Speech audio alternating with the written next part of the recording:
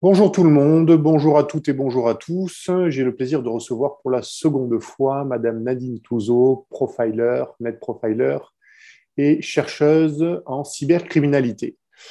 On a décidé aujourd'hui d'aborder un sujet qui va toucher beaucoup de personnes qui ont cédé à cette injection. Un sujet qui est une sorte de témoignage finalement d'une demoiselle, anonyme bien sûr, et qui se pose des questions par rapport finalement à ce produit et par rapport à sa démarche. L'objectif est d'essayer d'amener une petite dimension liée au métier de Nadine Touzeau, c'est-à-dire le profiling. Bonjour Nadine. Bonjour Sébastien, bonjour à tous, ravi de vous retrouver, ça fait plaisir. Je suis très, très content également de vous retrouver Nadine parce que on avait passé un très bon moment la première fois.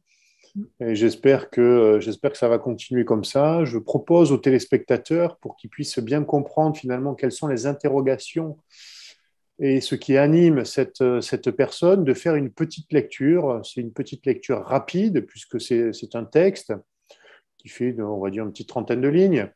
Et après la lecture de ce texte, on va analyser à peu près point par point et peut-être poser quelques questions pour comprendre finalement ce qui anime tous ceux qui sont portés à croire un gouvernement qu'on pourrait qualifier de malade, n'ayant pas peur des mots, c'est-à-dire psychotique en dehors des réalités. Mais malheureusement, beaucoup de gens cèdent à l'illusion qui leur est mise en scène, en place. Je vous lis ce petit texte et Nadine, bien sûr, va l'analyser. Moi, je serai là simplement pour lui poser quelques questions de temps en temps, essayer de faire rebondir et de dynamiser tout ça. Alors, je lis le texte. Oui, je suis vacciné. Et non, je ne sais pas ce qu'il y a dans ce vaccin, ni dans celui-ci, ni dans ceux que j'ai eus enfant. Je ne sais pas non plus ce qu'il y a dans beaucoup d'autres traitements, que ce soit pour le cancer, le sida, la polyarthrite, etc. Je ne sais pas non plus ce qu'il y a dans l'ibuprofène, le Tylenol ou d'autres médicaments vendus en vente libre. Je les utilise parce qu'ils guérissent mes maux de tête et mes douleurs. Je ne sais pas ce qu'il y a dans l'encre pour les tatouages, les vapes, les hot dogs, la fricadelle, le coca ou encore le chocolat. Je ne sais pas non plus quels sont tous les ingrédients utilisés dans mon savon, shampoing ou déodorant. Je ne sais pas quel sera l'effet à long terme de l'utilisation du téléphone portable sur ma santé ou celle de mes enfants. Comment puis-je savoir si ce restaurant où je viens de manger a vraiment utilisé des aliments propres et frais et si le personnel s'est bien lavé les mains? Bref, il y a beaucoup de choses que je ne connais pas et que je ne connaîtrai jamais. Je sais juste une chose, la vie est courte, très courte, trop courte. Je veux pouvoir faire autre chose que d'aller travailler tous les jours ou de rester enfermé chez moi. Je veux pouvoir voyager, embrasser les gens sans crainte et retrouver un petit sentiment de vie comme avant. Enfant et adulte, j'ai été vacciné contre les oreillons, la rougeole, la rubéole, la polio, le tétanos et pas mal d'autres maladies. Mes parents et moi avons fait confiance à la science et nous n'avons jamais eu à en souffrir ou à transmettre l'une de ces maladies sus-mentionnées. C'est pourquoi j'ai fait confiance à mon médecin quand il a dit que la vaccination était nécessaire.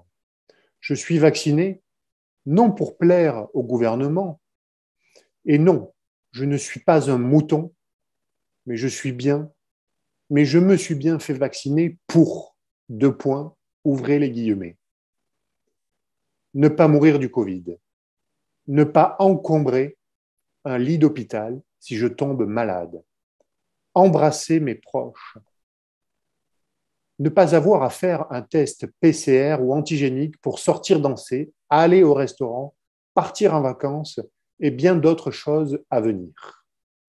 Vivre ma vie, que Covid-19 soit un vieux souvenir, me protéger, virgule, nous protéger. Nous est en majuscule. Prenez conscience qu'il y a plus de danger à manger certaines choses que de faire un vaccin contre un virus mondial. Chacun fait ses choix. Ce texte est copié et vous pouvez en faire autant. Qu'on se le dise. Je ferme les guillemets.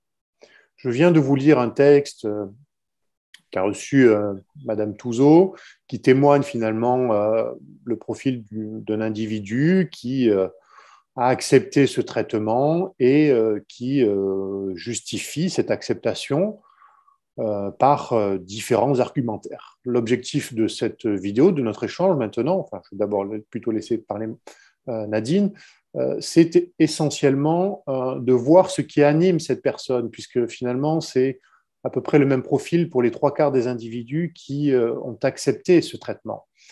Donc, on va reprendre dans l'ordre à peu près le début de ce texte et vous donner des éléments de compréhension finalement de ce qui se cache derrière cette acceptation de cette thérapie.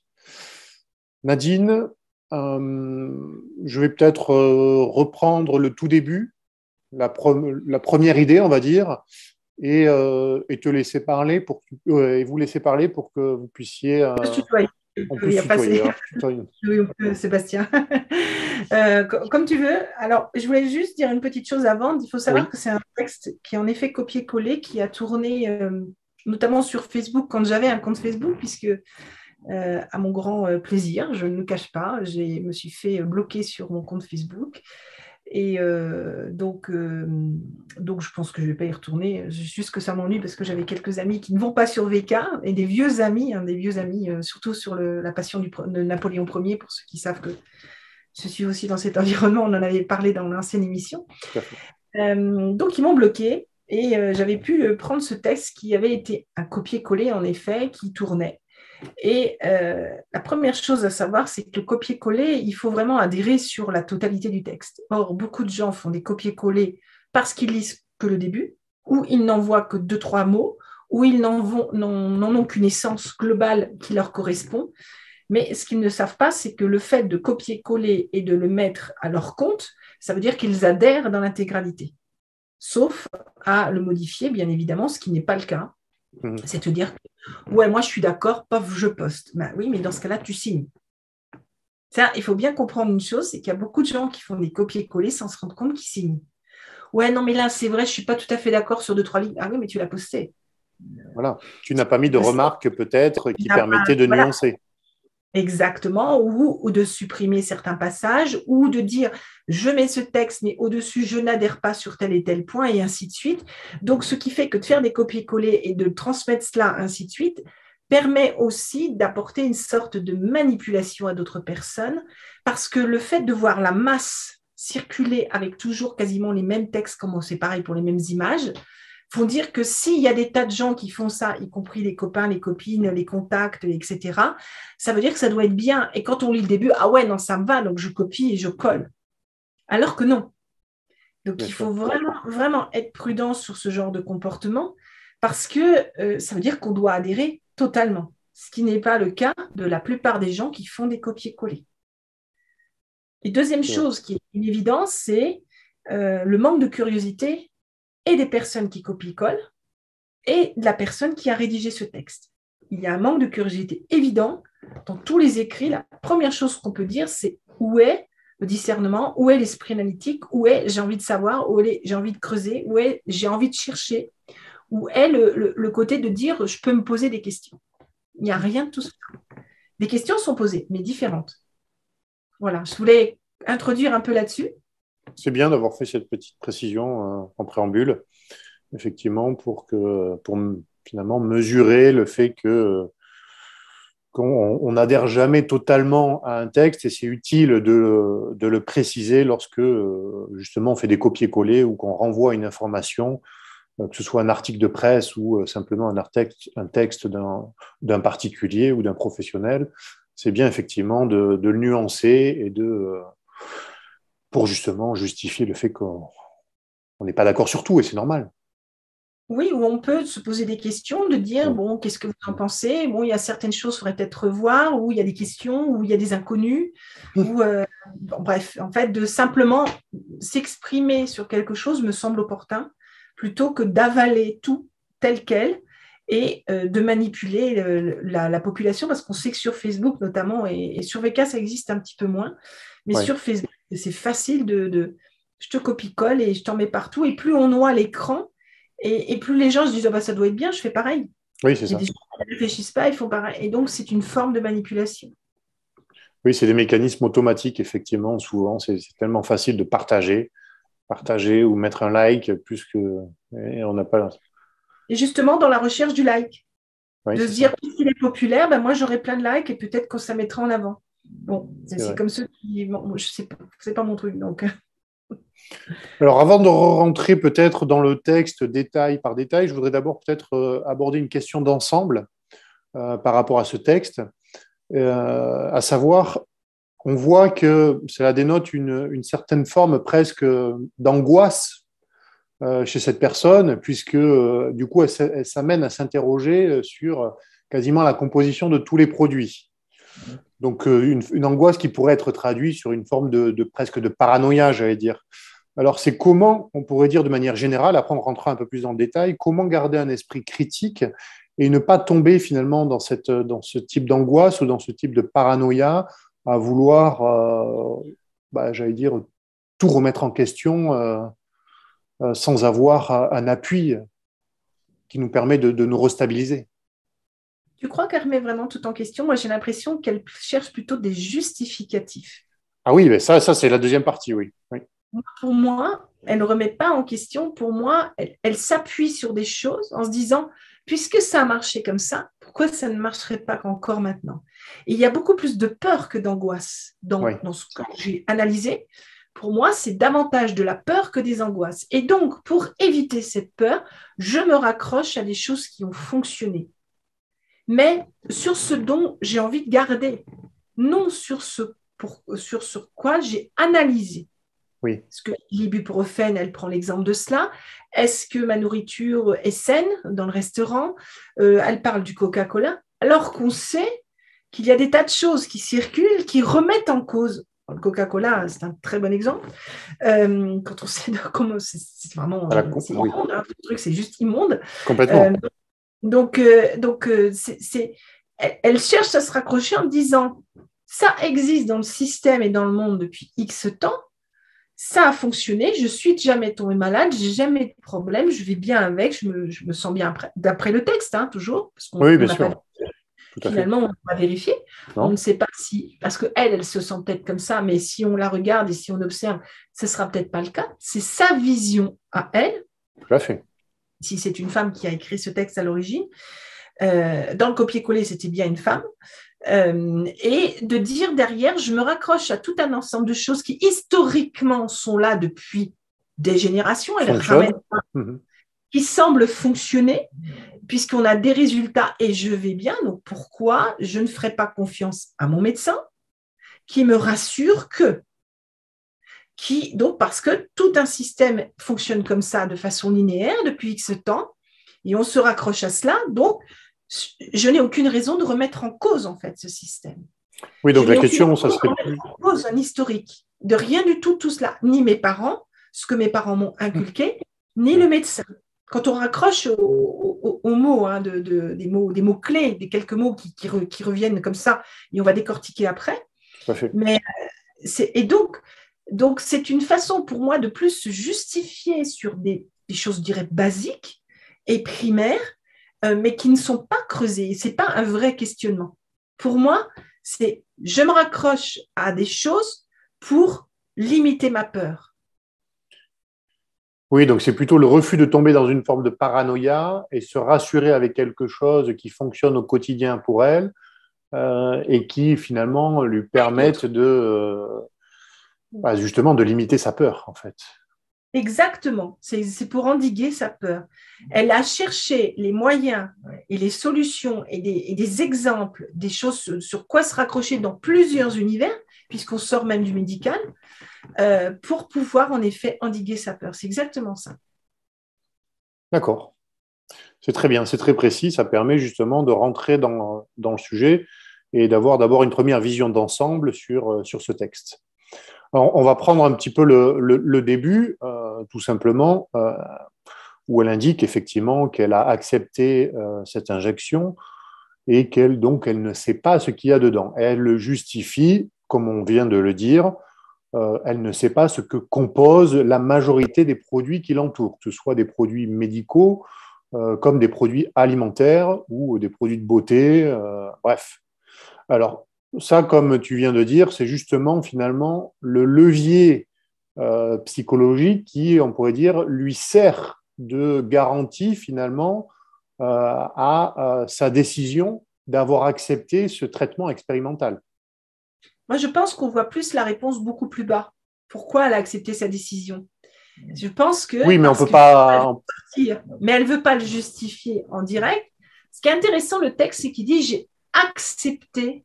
Si tu peux me relire précisément, parce que pour moi, les mots sont très précis. Je crois qu'elle commence le texte. Je ne l'ai pas édité, je n'ai pas Alors, d'imprimante. elle commence en disant, mais je ne peux pas dire le mot parce que sinon on risque d'être censuré. Oui, oui, oui, oui. Mais je l'ai Oui, dit en le lisant au départ, hein, mais oui, c'est oui. oui, je le remplace par injecté. Oui, je suis injecté. Vous Voilà. connaissez le terme. Ça commence par un V et ça finit par un E accent aigu. Et après, ça poursuit sur non, je ne sais pas ce qu'il y a dedans, ni dans celui-ci, ni dans ceux que j'ai eus étant enfant. Je ne sais pas non plus ce qu'il y a dans beaucoup d'autres traitements. Est-ce que finalement, on ne pourrait pas dire que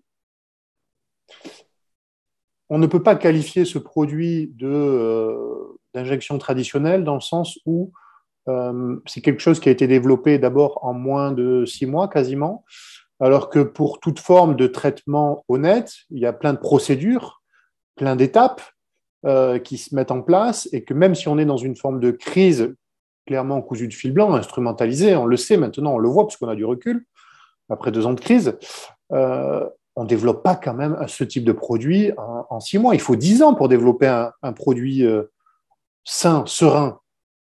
Ben, ce qui est étonnant, c'est de développer en fait, il y a déjà une chose qui est très basique.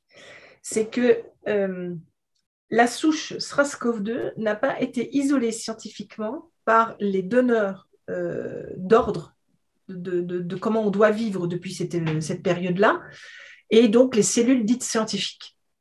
Donc, je suis quand même une scientifique à l'origine, enfin pas à l'origine, depuis je suis devenue scientifique puisque je suis chercheur sur le comportement des cybercriminels et des addicts aux outils connectés. J'ai quand même développé une famille de théories avec plusieurs théories scientifiques, avec des rédactions d'articles scientifiques, des conférences scientifiques internationales. Et on me demande toujours d'en faire aujourd'hui, mais virtuellement, moi, je refuse. Donc, j'ai arrêté cela. Mais globalement, on a une approche scientifique. Moi, les approches scientifiques que je comprends très bien, c'est celle de M. Perron, c'est celle de M. Martinez, je crois. Raoult. Raoult, oui et non, parce qu'il a des fois des propos qui, moi, me dérangent un petit peu sur le côté chinois, entre guillemets, où il prône un peu tôt certaines choses qui enlèvent de neutralité dans son discours, ce qui ne remet pas en cause du tout le personnage, qui est un excellent scientifique. Non, en matière scientifique, je parlais, oui.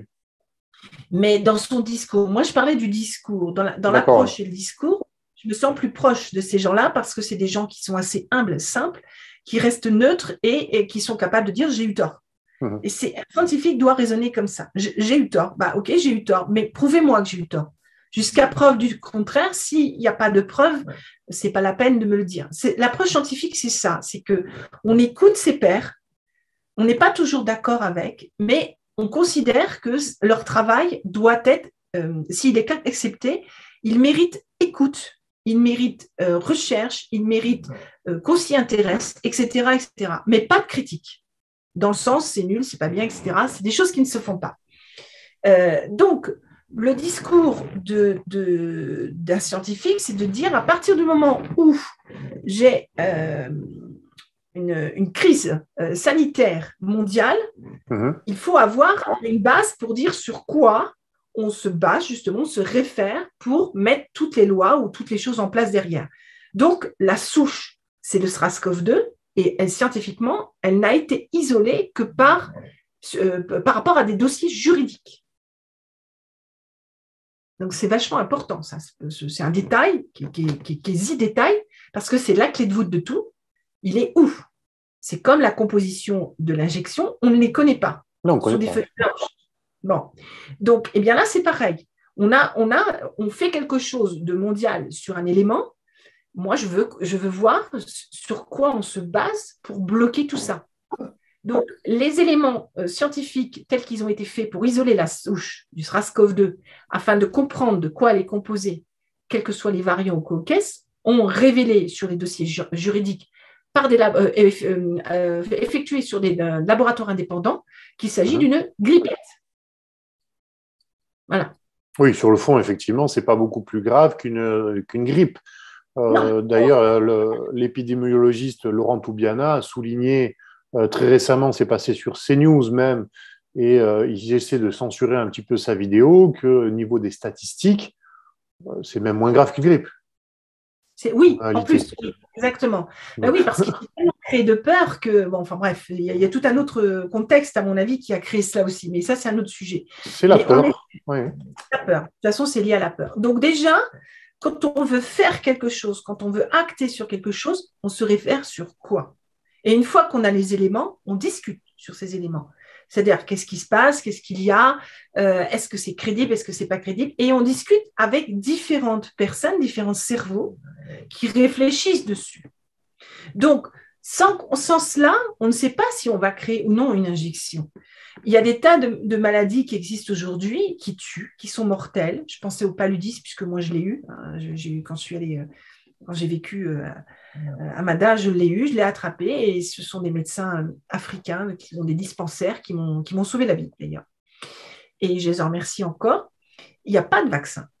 Il n'y a rien là-dessus. On n'a rien. On a quelques médicaments que vous pouvez prendre si vous partez quelques jours là-bas. Mais quand on y vit plusieurs semaines, voire mois, voire années, personne ne prend de médicaments, ça ne sert à rien. Bien sûr. Donc, et sans prémunir, c'est beaucoup plus compliqué que ça. Donc le palu existe depuis très très longtemps. Et il y a d'autres maladies qui existent depuis très longtemps. Aucune injection n'a été créée, enfin, aucun vaccin n'a été créé là-dessus. Bon. Ensuite, il y a des médicaments pour soigner du SRAS-CoV-2. Quels que soient les variants qu'on puisse rajouter, qui sont tous plus ou moins ubuesques, on a de quoi les soigner. Il y a des tas de moyens de soigner. J'ai entendu par mes propres clients qui vivent dans d'autres pays, « Ah ben moi je l'ai eu, ben j'ai été soignée comme ça, moi comme ça, comme ça. » Tous ceux qui ont été soignés par les protocoles qui ont été donnés dans l'équivalent de Big Pharma, ils ont toujours des séquelles plus ou moins où ils ne vont pas bien, où ça a mis beaucoup de temps. Tous ceux qui ont été soignés par des soins, on va dire, je dirais entre guillemets classiques, voire des médecines chinoises ou des médecines différentes, ou l'ivermectine, ou des choses comme ça qu'ils ont pu obtenir, ça s'est réglé en quelques jours. Oui. Donc, ça veut dire que nous avons des résultats terrain qui nous autorisent à dire qu'on peut faire comme ça, comme ça. Ça aussi, c'est scientifique. On se base sur des résultats que l'on peut contester, ce n'est pas un problème, mais on peut les étudier, on les a, et on peut dire que malgré tout, nous avons des success stories qui sont à hauteur de, avec tel médicament, tel protocole de soins, etc., ou pas. Donc, on a ce qu'on appelle un recul sur un ensemble de choses qui peut se faire au bout de 6 mois, par exemple. Bien sûr. Donc, pourquoi créer une injection dont on ne connaît pas vraiment le contenu, et là encore, c'est par des dossiers juridiques que ces contenus ont été faits, ou des laboratoires indépendants qui ont voulu faire cela, et qui sont extrêmement inquiétants dans ce qu'ils nous ont fait parvenir. Il y a du reste un chercheur autrichien qui, je crois, en a payé de sa vie, d'avoir analysé cela. J'ai lu quelque chose comme cela. Je n'ai pas pu vérifier si c'est vrai ou pas, mais visiblement, même son épouse on a fait part, donc je ne me rappelle plus de son nom, mais je crois savoir cela. Oui, j'ai vu passer une vidéo comme ça, je crois que c'était le docteur Andreas Nock ou quelque chose comme ça.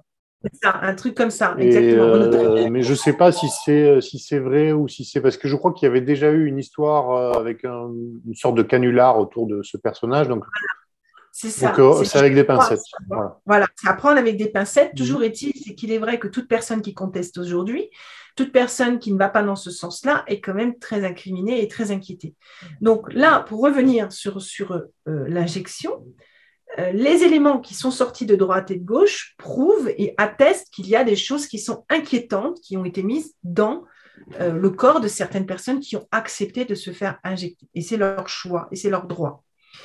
Donc, et ça s'est fait en effet très vite, alors qu'il y a tout un tas de protocoles de soins qui sont totalement possibles pour soigner de cette grippette. Il y en a plein, hein. Vraiment, il y en a plein. On ne peut pas dire qu'il y a juste l'ivermectine ou comment ça s'appelle, l'Artésia ou l'azithromycine. Oui. Voilà, c'est ça. Il y en a vraiment plein. J'ai entendu d'autres choses, donc je n'ai pas retenu tous les noms, mais non, il y bien a même sûr. certains qui l'ont dit avec du Doliprane. On a vraiment entendu beaucoup de choses. Donc ce qui est étonnant, de voir que cette injection a été créée en un laps de temps court avec des éléments dans la composition qui sont inconnus par les concepteurs, mais qui sont inquiétants par les laboratoires indépendants, dans l'analyse de sang avant et après injection, ou des personnes décédées. Sans oublier toutes les maladies et les décès qui s'accumulent depuis quelques mois maintenant. On a suffisamment de recul là-dessus. Et là où c'est encore plus étonnant, c'est que ceux qui ne sont pas injectés sont interdits de fréquenter beaucoup de lieux, et ce sont les lieux en question qui sont contaminés. Et c'est encore de la faute de ceux qui ne sont pas injectés. Il faut comprendre, là, il faut expliquer. Là. Il n'y a pas de logique. En fait, je pense qu'on ne peut pas comprendre. De toute façon, c'est une gestion totalement irrationnelle. Et je dirais même que c'est fait à dessein. Mais bon, on n'est pas là pour le... C'est fait à dessein, parce qu'eux ont leur logique. Oui.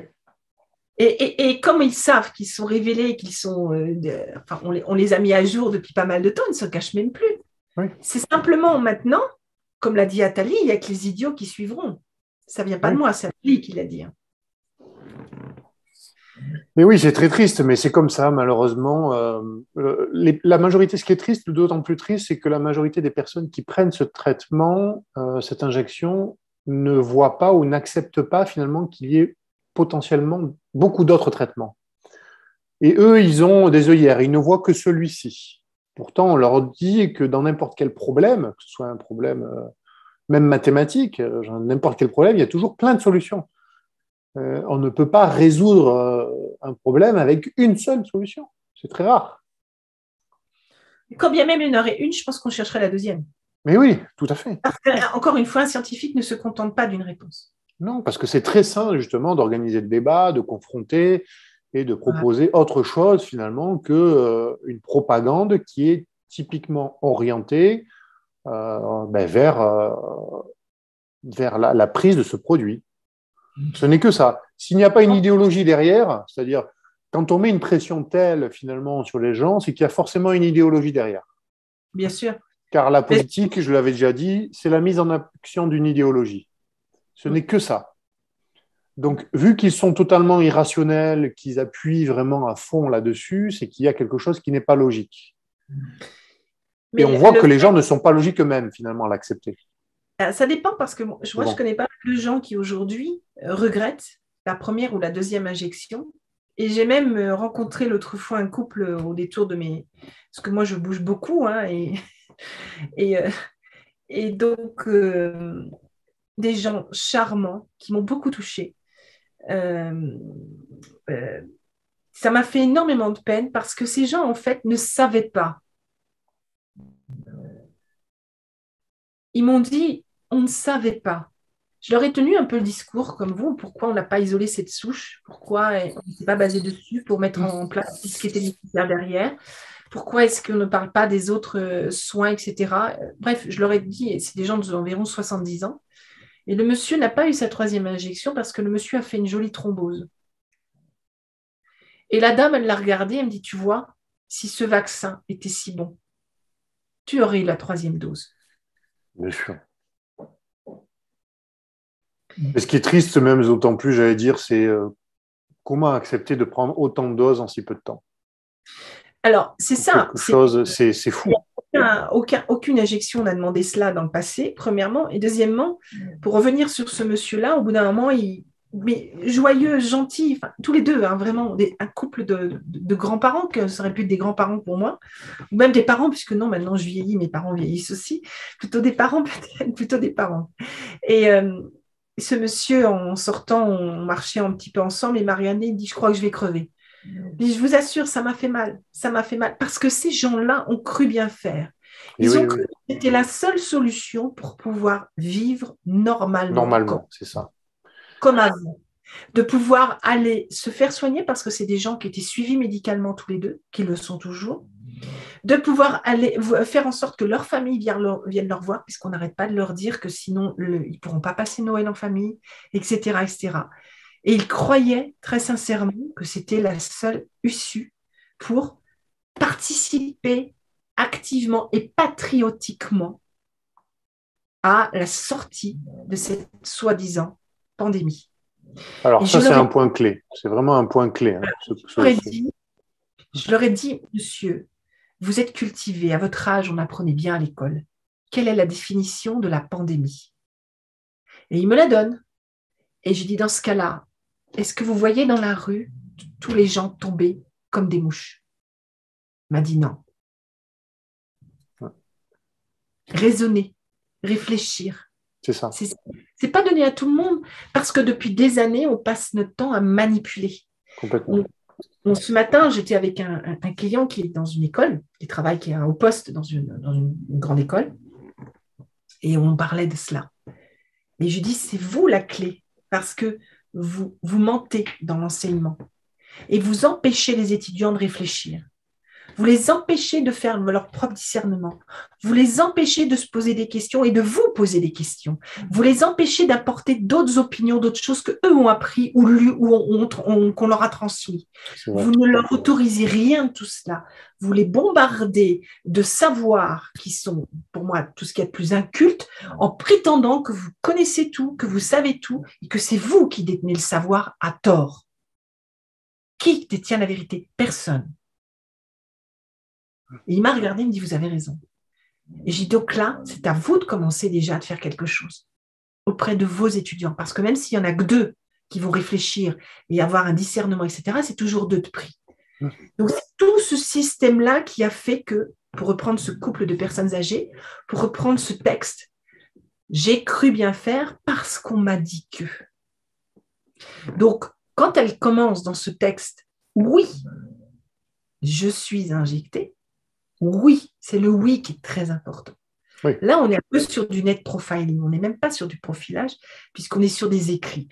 Et des écrits qui sont virtuels. Donc, le oui, ça veut dire j'assume, je l'ai fait, je suis responsable, mais aussi coupable. Vous savez, quand on dit oui, finalement, c'est moi. Oui, mais ça peut être un oui de dépit aussi. Je ne le sens pas comme ça dans ce texte. Ça peut être oui, je l'ai fait, ça m'énerve, mais bon, maintenant, je suis obligé de l'assumer presque. Je ne le sens pas comme ça dans ce texte, mais oui, ça peut être ça. Mais moi, je le sens plutôt, oui, j'avoue. D'accord. C'est plutôt dans le sens, j'assume, oui, ce que j'ai fait, et je vais me justifier, par contre, parce qu'elle justifie de pourquoi je l'ai fait. Mais c'est une forme d'aveu, hein, c'est une forme d'aveu. Oui, je l'ai fait. Mais j'ai des raisons de le faire, parce que finalement, on m'a rassuré sur plein de points. Bien sûr, bien sûr. Mais le point important, le point clé, presque, c'est celui que tu as abordé il y a quelques secondes, c'est finalement revenir à la vie d'avant. Parce que c'est dans le centre du texte, finalement, la vie est courte, elle nous dit que finalement, elle veut revivre les moments d'avant. Parce qu'on est des êtres, finalement, de mimétisme et d'habitude, en grande majorité, c'est-à-dire qu'on a nos petits rituels, on aime bien renouveler, etc. Tout le monde est pareil. Et il y en a, c'est aller au restaurant, sortir. Et c'est ça pour eux, la vie d'avant. C'est-à-dire quand on travaille toute la semaine, effectivement, parce que c'est ce qu'elle dit, hein, je ne veux pas rester finalement uniquement à mon travail et après rester chez moi. Je veux vivre la vie d'avant. Qu'est-ce que ça souligne, ça? Tu sais, Sébastien, je vais poser une question aux gens qui pensent la même chose. C'était quoi la vie d'avant il y a un siècle? Eh ouais. pas de cinéma, pas de restaurant, ou très peu. Et puis tout le monde ne pouvait pas se le payer. Alors on se dit aujourd'hui, on a plein de choses, plein de loisirs. Mais l'essentiel, c'est quoi? Cette vie d'avant, est-ce qu'elle ne nous a pas empêchés de revenir à ce qui est essentiel? Je ne dis pas qu'il ne faut pas aller au restaurant, je ne dis pas qu'il ne faut pas aller au cinéma, ni au théâtre, ni à un musée, ni quoi que ce soit. Et je ne dis pas que moi-même, ça ne me manque pas de temps à autre d'aller revisiter un château. Moi, j'adorais faire ça. J'adorais visiter des châteaux, parfois aller au théâtre et aller au restaurant de temps à autre, oui. Je ne dis pas que ça ne me manque pas, mais ça ne me manque pas au point de céder au chantage, de céder à la manipulation. Et ça ne me manque même, pour ainsi dire, pas, parce que tous les jours, j'arrive à manger. Et je mange mieux peut-être chez moi que dans un restaurant parce que je sais ce que j'ai dans mon assiette. Tout à fait. Ensuite, je me cultive autrement. Et puis, eh bien, il y a la nature. Et la nature, elle est merveilleuse. Parce qu'elle nous offre tous les jours quelque chose de différent. Il y a des animaux. Il y a tous les arbres, les plantes divers et variés. Il y a la météo. Il y a la neige, la pluie, le soleil, le verglas, le froid, le chaud. Il y a plein d'autres choses qui nous permettent tous les jours de dire j'oxygène mes poumons tous les jours. Non, moi personnellement, je ne peux pas. Mon emploi du temps ne me l'autorise pas. Mais j'ai besoin de voir cette nature. J'ai besoin de ça. Je ne peux pas vivre en ville. Je n'arrive pas parce que je ne me ressource pas. Je ne me sens pas chez moi. Je suis née à la capitale. Hein. Donc j'ai mes origines qui sont toutes là. Et non, non. Pour moi, même y aller, c'est très difficile. Et je ne me ressource pas. Alors qu'entre deux rendez-vous avec un client, il suffit que je regarde dehors. Parfois, j'entends un oiseau. Parfois, je vois un renard qui marche en bas, dans la neige ou dans la plaine. Ou je vais voir, je peux voir un chamois. Enfin bref, puisque je suis en montagne actuellement. Eh bien, c'est que du bonheur. Ça me fait ma semaine. Alors, des gens vont me dire, il ne lui faut pas grand-chose. Mais en fait, c'est ce qu'il y a de plus fort, de plus beau. C'est ce qu'il y a de plus beau parce que pour moi, ça fait partie de l'essence, ça fait partie des choses importantes. C'est tellement beau, je vais vous dire, j'étais quelque temps à l'hôtel pendant plusieurs jours et tous les matins au petit déjeuner, j'avais le droit, en 2021, écoute bien Sébastien, parce que ça, il faut le savoir quand même, une petite tranche de vie, mais qui est vécue par plein de gens. On peut encore aller à l'hôtel sans passe, on peut encore petit déjeuner sans passe. Dans sa chambre. Non, ça je l'ai fait avant, maintenant j'avais le droit en salle. D'accord. Par contre, tu te cotines BFM dans certains hôtels. Pourquoi? Parce qu'il y a des clients, s'ils n'ont pas leur dose le matin, ils ne peuvent rien faire. Bon, la chance, c'est de tomber j'étais dans 2 hôtels successifs et les 2, ils étaient carrément contre. Puis en plus, ils ne sont pas gênés de le dire dans la salle. Ce qui fait qu'il y a beaucoup de gens qui finalement, ah oui, vous aussi, machin. Alors du coup, c'était sympa, on pouvait discuter, puis il y en a d'autres qui n'ont plus rien dit. Donc on a compris que c'était pro BFM. La majorité était plutôt à discuter. Et il y a un moment donné, donc je n'arrivais pas à écouter. Donc je regardais dehors, il y avait souvent des lapins qui jouaient dans le parc, donc je regardais dehors, voir ma petite chienne aussi qui pouvait jouer dehors. Donc ça, j'essayais de me focaliser là-dessus et de ne pas écouter ce son qui est traumatique. Mais d'une noirceur. Et j'ai écouté que quelques minutes, le temps du petit déjeuner, que j'ai fait vite, parce que moi, c'est pas ma dose. Et juste un seul discours que j'ai entendu, et je vais le saluer dans cette vidéo, où j'entendais quelqu'un qui parlait de redonner un sens à la vie des animaux et de laisser la vie aux animaux. J'ai enfin quelqu'un d'intelligent qui parle. Je regarde, mais je connais cette voix. Et oui, c'est un ami qui s'appelle Jacques Fonbonne, qui est celui qui gère la SPA. L'ancien colonel de la gendarmerie. Et du coup, je l'ai appelé, je lui ai dit, écoute, tu m'as fait ma journée.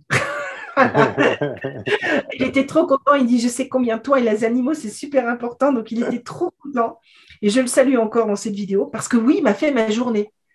Et après, il pouvait parler comme il voulait de BFM. De toute façon, je suis partie très vite après. J'étais tout étonnée d'entendre quelqu'un qui parlait d'un discours qui était intelligent, intelligible, qu'on parlait des animaux. Voilà. Oui, cette maltraitance animale qui existe depuis tellement de décennies, de millénaires, c'est juste insupportable. Eh bien, voilà, si on focalisait plus sur reconstruire notre planète, on transposerait le temps qu'on allait au restaurant ou ailleurs ou quoi que ce soit à construire le lendemain. Peut-être pas pour nous, mais au moins pour nos enfants et nos petits-enfants. Si on réfléchissait plus à ça, si on se réunissait plus à faire ce genre de choses, à mon sens, on ne se rendrait moins compte de tout ce manque de dire je travaille, j'ai besoin d'aller me détendre au restaurant. Mais on peut se détendre autrement. On peut totalement se détendre autrement. Et construire demain peut être une détente. Se rapprocher des gens que l'on ne voit pas ou des gens qu'on aime peut être une détente. Il y a plein d'autres choses à faire que de faire tout ce qui est, on va dire, dans les paradigmes. Parce que socialement parlant, ça fait bien d'aller au restaurant, ça fait bien d'aller au cinéma, ça fait bien d'aller au musée, ça fait bien de ceci et cela, oui. Et puis, par contre, à côté de ça, on voit que les livres se vendent beaucoup moins. Et socialement parlant, ça fait bien d'avoir des activités extérieures. Beaucoup. Ce qui sous-entend, entre guillemets, un pouvoir d'achat important. Plus on fait d'activités, plus on est... en fait, c'est un peu dans cette idée-là que c'est mis en avant par ceux qui veulent revenir au monde d'avant.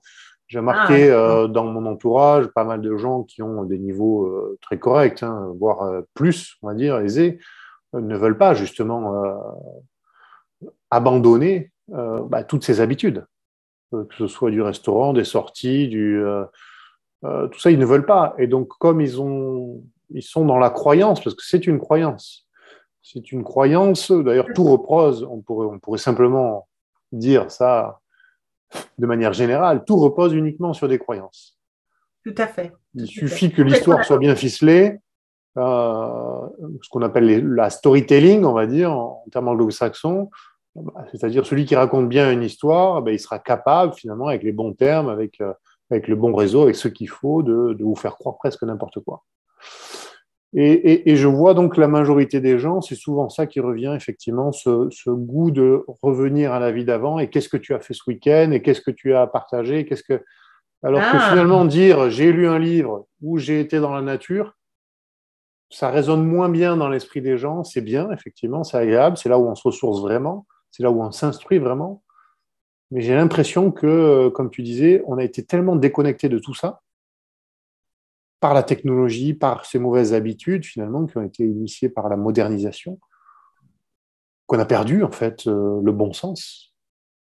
Voilà. Donc, on revient à la fameuse, si tu n'as pas 50 ans une Rolex, tu n'es rien. Exactement. On revient à ça. Et moi, je préfère être rien aux yeux de ces gens-là et être tout aux yeux d'autres personnes. Parce que si partir en vacances au détriment de sa santé est bien plus important, parce qu'on peut revenir en disant j'étais à Saint-Barth, j'étais à Gstaad, j'étais à Monaco. Encore, Monaco perd un peu de sa splendeur, de sa superbe. J'étais je ne sais où, en fait, à droite, à gauche, voir les aurores boréales et ainsi de suite. Et de risquer de prendre un avion où il y a des pilotes qui sont aussi picousés et on sait combien les problèmes sont j'en rigole, mais c'est pas drôle, en fait, parce qu'il y a des avions qui font demi-tour. Hein. Oui, complètement. Ça se passe bien, hein. Ça fait un moment que je dis sur mon VK, attention, soyez prudents de ne pas prendre l'avion. Faites très attention. Moi-même, je ne prends ni train ni rien du tout. Je conduis et je fais gaffe parce que je vois des comportements sur la route qui sont très, très bizarres, que je ne mets pas forcément sur les injections. Mais en tout cas, je trouve qu'il y a de plus en plus de comportements, moi qui roule beaucoup, qui sont inquiétants, je dirais inquiétants.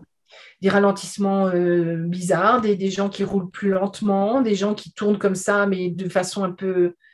Enfin, je veux dire, quelqu'un qui oublie un clignotant qui tourne, ça on connaît, mais qui fasse un peu des trucs comme ça et qu'après, on ne sait pas s'il ne va pas faire demi-tour sur l'autoroute. Enfin, bon, il y a des choses vraiment bizarres.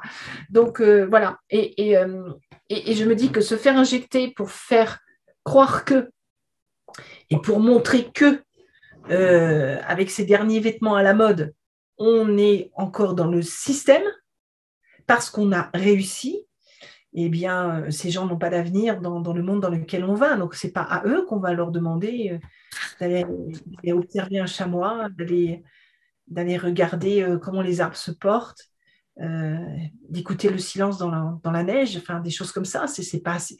On ne peut pas s'entendre avec ces gens-là. Non, c'est compliqué, effectivement.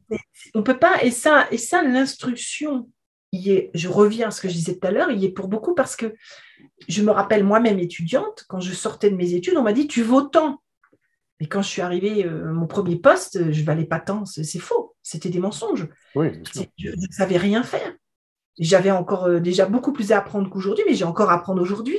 On ne vaut pas ça. Et c'est ce qu'on dit, mon fils, quand il sortait des études, c'était pareil. Tu vaux tant. Bah, non, quand il a eu son premier poste, ce n'est pas le montant qu'il a eu. Et même s'il a des compétences d'ici et là qu'on ne remet pas en cause ni en question, il a aussi appris. Ça, c'est l'éducation qui dit que donc, alors après, comme tu vaux tant, tu as tel diplôme, donc ça va te donner tel métier, ça va te donner tel poste, et puis si tu rentres dans tel réseau, tu as des chances d'avoir un meilleur poste et ainsi de suite, parce qu'on va te favoriser, etc., etc. L'argent qui a été mis en valeur. Tu es en train de donner l'exemple de la valorisation de l'argent, alors que l'argent n'a jamais, jamais, jamais, et ne sera jamais une valeur. Jamais. Oui, ça a été sacralisé, on vend du rêve avec ça aux jeunes. Simplement, oui. C'est une forme de manipulation déjà. Alors, c'est moins présent peut-être à l'université, bien que si ça commence un peu, mais beaucoup plus dans les écoles de commerce, vraiment. Je pense on te dit, oui, vraiment, tu vaux tant, tu as fait telle école, tu as fait… Mon fils n'a pas du tout fait une école de commerce, il l'entendait déjà. Hein. Il a fait une il a dans des endroits les plus cotés. L'école militaire qu'il a fait, ça, on n'en parlait pas, ça c'est clair. Et quand il a été dans une école civile après, alors là, si. Ouais. Un an, et donc ça fait à peu près 6-7 ans qu'il travaille. Il a un bac plus 5, lui, je crois, de mémoire. Et aussi, je ne sais plus. Et non. Non, et ce qu'on voit aussi donc, dans cette course à l'injection, pour avoir échangé avec pas mal de gens, on s'est rendu compte que c'était ceux qui avaient le plus de diplômes, en fait, qui étaient le plus, souvent des ingénieurs, des médecins, pas tous les médecins, mais plus diplômés, qui faisaient confiance, comme l'a écrit cette dame, au système. C'est-à-dire que parce que on nous a, depuis des décennies, on a considéré que ceci et que cela, il n'y a pas de raison de remettre en cause le système, puisqu'on a vu qu'en effet, les médicaments ne m'ont jamais rendu malade, mais au contraire, je n'ai plus mal à la tête, d'après ce que je me rappelle, que mon propre médecin m'a dit que c'était fiable. C'est le système qui a fait ça. Mais les médecins, aujourd'hui, quand ils voient certains effets secondaires, ils voient que ce n'est pas écrit dans le Vidal. Oui. Tout à fait. Et là, c'est très juste, oui. Et donc, moi, j'ai eu des retours de médecins qui ont arrêté de picouser parce qu'ils se sont dit, je ne veux pas être responsable et je ne veux pas me retrouver au tribunal pour être responsable d'avoir blessé ou tué quelqu'un de cette injection. Tout simplement parce que finalement, j'ai cru à l'étude qui a été mise en avant et vendue aux gouvernants, la seule étude qui existe sur le marché, et c'est celle du producteur de vaccins. Donc, il y a quand même quelque chose qui n'est pas très logique là-dedans. Il y a quand même un léger conflit d'intérêts. Il faut regarder tous les scientifiques qui sont critiqués, c'est ceux qui ne vont pas dans les intérêts de ces gens-là, ça veut dire qu'ils ne feront pas gagner de l'argent. Et combien ne sont pas connus ou pas suffisamment connus ou pas suffisamment mis en avant, alors qu'ils ont des recherches qui sont extrêmement intéressantes, des travaux qui sont très utiles pour la plupart d'entre eux, mais justement ne sont pas assez utiles pour ces gens-là et leur feraient perdre beaucoup d'argent. Donc tout s'achète. C'est vrai. Tout s'achète. Je voudrais qu'on revienne un petit peu à notre texte et puis qu'on puisse revenir sur la notion que tu as déjà un petit peu abordée par rapport à tous ces gens qui sont très diplômés et qui tombent justement dans le piège, on va dire. Il y a cette expression qui est pas mal utilisée dans ceux qui essaient de dénoncer et qui critiquent finalement ceux qui tombent, qui sont manipulés. J'ai presque envie de dire, certains, c'est pas trop leur faute, ils ne voient pas. Il y a l'expression mouton, en fait, qui revient. C'est une insulte, je trouve, finalement, de les appeler comme des moutons, parce que c'est pas des moutons. Et on voit justement qu'elle utilise cette expression en disant « je ne suis pas un mouton, mais si je me suis fait vacciner », elle justifie en disant pour ne pas mourir, pour ne pas encombrer. On reviendra sur ces différents points, mais l'expression finalement du mouton, de celui qui accepte, qu'il soit diplômé ou pas, finalement, est-ce que c'est simplement une question de caractère, en fait ? Qu'on ait fait des études, beaucoup d'études ou pas d'études, il y a des gens qui ont suffisamment d'intuition pour ressentir et qui sont surtout à l'écoute de leur intuition, et un caractère plus ou moins fort pour dire non, je ne le sens pas d'abord, et on va attendre, et après je vais aller vérifier. En fait, il y a deux choses. déjà le côté mouton qui est un jugement de valeur, et là je suis d'accord avec toi, et même quelqu'un qui s'est fait injecter, on n'a pas à le critiquer. Non, tout à fait. Parce que je reviens, et c'est pour ça que j'ai parlé de l'exemple des personnes âgées tout à l'heure. C'est pour ça que j'ai parlé de cet exemple. Ils ne savaient pas. Ils ne Alors, savaient pas, exactement. c'est difficile à 70 ans de surfer sur Internet. C'est pas si évident que ça. C'est difficile de dire que son médecin l'a trahi, alors que ça fait des années qu'il le soigne bien, comme c'est écrit dans le texte là. C'est très difficile ces choses-là. Donc, on peut se mettre à leur place. Et les personnes qui sont les plus diplômées, c'est qu'en fait, il y a une manipulation. Je reviens aussi à l'exemple de tout à l'heure du monsieur dans l'éducation. C'est que cette manipulation éducative de dire le système, tu peux lui faire confiance. J'avais une petite jeune au téléphone qui me disait, on parlait des éoliennes. Et elle me dit, mais nous, à l'école, on nous a appris que les éoliennes étaient fantastiques. Et bien, je dis, écoutez, je vous apprends à aller voir sur le terrain si c'est aussi fantastique que ça. Elle n'avait que 22 ans. Hein. Et à l'école, on lui a bourré le mou avec les éoliennes. Oui. Donc voilà, c'est qu'on bourre le mou, on manipule depuis des générations et de plus en plus encore pour que les enfants considèrent ça. En cybercriminalité, pour reprendre mon domaine, un cybercriminel, c'est un être humain. D'accord ? On sait que plus de 70% des actes cyber ne sont que du fait de l'humain. Et pas que des maladresses. Hein. Je parle bien d'humain à humain. Et bien, pourtant, toute la cybercriminalité n'est dirigée que par la technique. Et c'est tout. C'est encore un autre exemple. Et il y en a plein dans tous les domaines. C'est qu'on a décidé que la technique était plus importante et intéressante de vendre des logiciels de ceci, des machins de cela, pour pouvoir sécuriser en cyber, et on a complètement occulté l'humain. Parce que ça rapporte de l'argent. Alors que s'occuper de l'humain, ça voudrait dire qu'il faudrait former beaucoup de gens à comprendre ce qu'est l'humain derrière un écran. Ça demande beaucoup de travail, beaucoup de temps, ça demande de réfléchir, de travailler, de bouger ses mains, tu vois. Donc, c'est pas le truc facile où je te mets un machin, je te mets des algorithmes et vas-y, ça roule. Quoi. Et ça rapporte moins. Voilà, et ça rapporte moins ou ça rapporte pas rapidement tout de suite, c'est pas du jackpot tout de suite.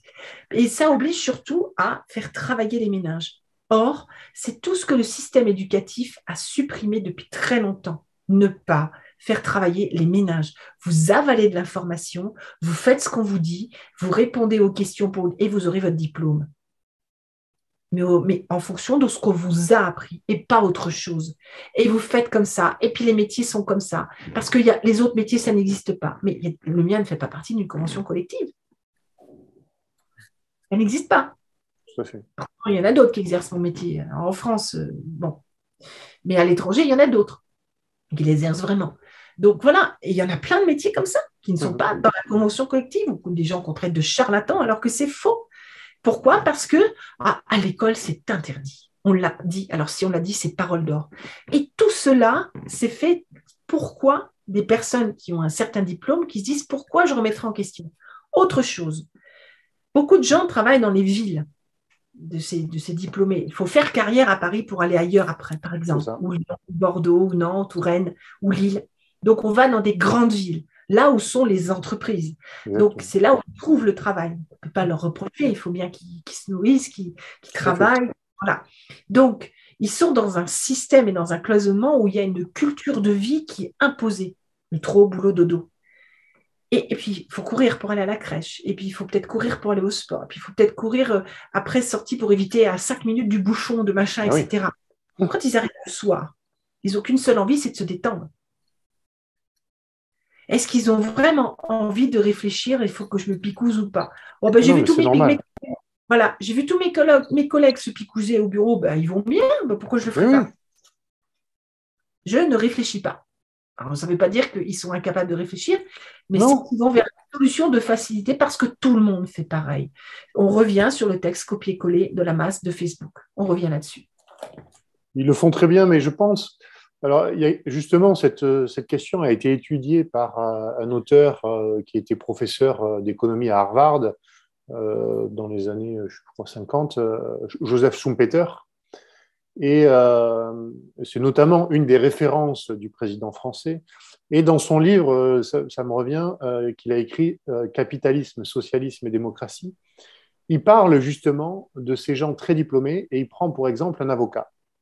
Et il dit c'est stupéfiant à quel point finalement un individu comme un avocat peut être très bon dans son métier, être capable finalement de comparer l'information pour monter son dossier, de critiquer finalement et de construire un vrai discours finalement pour défendre son client. Et comment finalement en matière politique, quelque chose qui va directement le toucher à lui, il n'est plus capable de le faire. Et il dit c'est totalement inquiétant finalement de voir ça qui est. Il utilise l'expression de mémoire, c'est le manque de volition effective, c'est-à-dire un manque de volonté tout simplement. Mm. En fait, c'est pas forcément qu'ils manquent de volonté, c'est qu'ils sont dans des paradigmes. Ils Oui. sont dans des habitudes de vie, tu en parlais tout à l'heure. Ils sont dans des situations, reproduire aussi les choses, en fait, de toujours faire la même chose. Le copier-coller, on revient dessus. Moi qui travaille avec des avocats parfois sur des dossiers juridiques, je suis confrontée à ça sert à quoi un profiler? Et quand les clients expliquent, et quand on voit surtout le résultat, comment le résultat se mesure, ça se mesure à ce niveau-là, là, l'avocat prend conscience, mais il dit, mais on n'a pas l'habitude. Voilà, on n'a pas l'habitude. On ne sait pas qu'on pouvait faire parce qu'on n'a pas l'habitude. Parce qu'on ne nous a pas permis, on revient sur l'éducation, on ne nous en a pas parlé, on ne nous a pas mis en avant, on ne nous a pas expliqué, etc., etc. Donc, ils vont avoir un esprit, encore une fois, qui va être modelé et aiguisé pour pouvoir répondre à ceci et cela en fonction de leur dossier. Il y a de grands comédiens au prétoire qui sont théâtrales la plupart du temps. Oui, complètement. Et parfois très narcissiques, les avocats. Et en même temps, de ne pas savoir. Alors, ils vont s'entourer de voyantes sur certains dossiers, et pas du profiler, alors qu'on a une approche qui est très différente, parfois même beaucoup plus précise, et surtout par rapport au dossier, puisqu'il y a la notion aussi d'enquête qui rentre dedans. Et du coup, ça les titille. Ils se disent, mais alors, tant qu'on n'est pas confronté à eux et qu'on ne travaille pas avec eux, mais ils ne remettent pas en question. Je parle de mon exemple parce que je le connais, mais ça existe sur d'autres métiers, encore une fois, ou d'autres approches. Parce que c'est du formatage. Et dans chaque métier, on formate. C'est pour ça que je disais tout à l'heure, le médecin, mais il ne trouve pas dans le Vidal, alors qu'on lui a appris de chercher dans le Vidal. C'est intéressant parce que sur Facebook, j'ai échangé avec j'ai un ami, son père est chef de clinique en Suisse, donc quand même une bonne clinique. Hein. Et j'ai échangé avec lui sur Facebook et je lui disais en fait quelque chose que lui, j'avais lu plusieurs livres en la matière, hein, moi j'inventais rien, moi je suis juriste de formation, donc je suis habitué à chercher, à fouiller, à croiser. Et là, c'était en matière médicale. Et lui, donc sûr de lui-même toujours, finalement, je lui disais, mais il y a quelque chose que vous ignorez probablement, on va dire, dans cette crise, c'est la dimension psychosomatique que peut créer finalement l'instrumentalisation de la peur. Alors là, il rigolait, et puis certains de ses amis commençaient à commenter en rigolant. Ah oui, ça y est, maintenant, le Covid, c'est psychosomatique, nanana. Et je lui dis, j'irai pas jusque-là, mais j'ai dit, on peut créer des symptômes simplement parce qu'on nous envoie un narratif qui nous fait peur. Et ça s'est confirmé d'ailleurs récemment avec une étude récente danoise où ils l'ont dit sur France 2 ou je ne sais plus sur quelle chaîne. Ils disaient sur 20 000 personnes ou 2000 personnes, je crois qu'il y avait à peu près 100 personnes qui étaient positives alors qu'ils disaient qu'ils avaient tous les symptômes du Covid. Bon, bref, ça c'était intéressant. Et je lui dis, mais vous devriez lire. Je lui dis, moi, je ne suis peut-être pas compétent parce que je ne suis pas médecin. Je lui dis, par contre, il y a quelqu'un qui est très compétent comme vous, qui est neurologue de formation, qui a écrit un livre justement sur la dimension psychosomatique de la maladie. Et c'est le docteur Pierre-Jean Thomas Lamotte, livre qui s'appelle L'interprétation des maladies. Et si la maladie n'était pas due au hasard. Tout à fait, c'est exactement ça. Et en fait, il explique finalement qu'à travers le dialogue, souvent, on peut arriver à déconstruire finalement le mal qu'on s'est mis en soi et que même pour des pathologies très graves, on peut arriver à guérir simplement par l'échange. En fait, et lui, il explique que ça, c'est très intéressant parce qu'il explique du coup les mécanismes du cerveau qu'il y a derrière.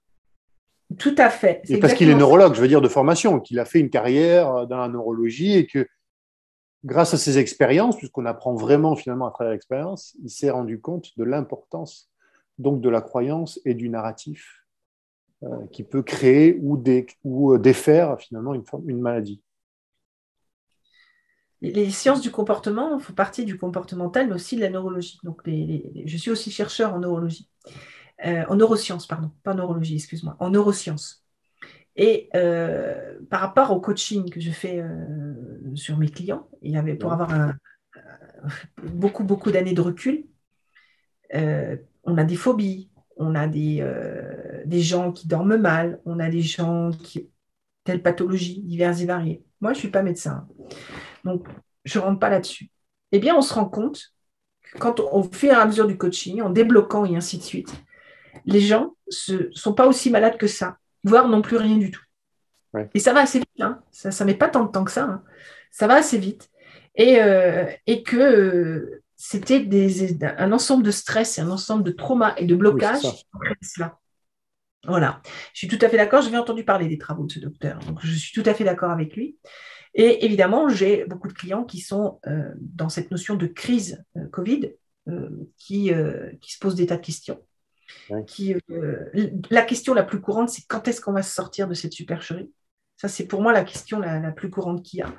Mais qui ont de très sérieux stress quand même, qui sont l'isolement. Le premier stress que l'on voit le plus, c'est l'isolement.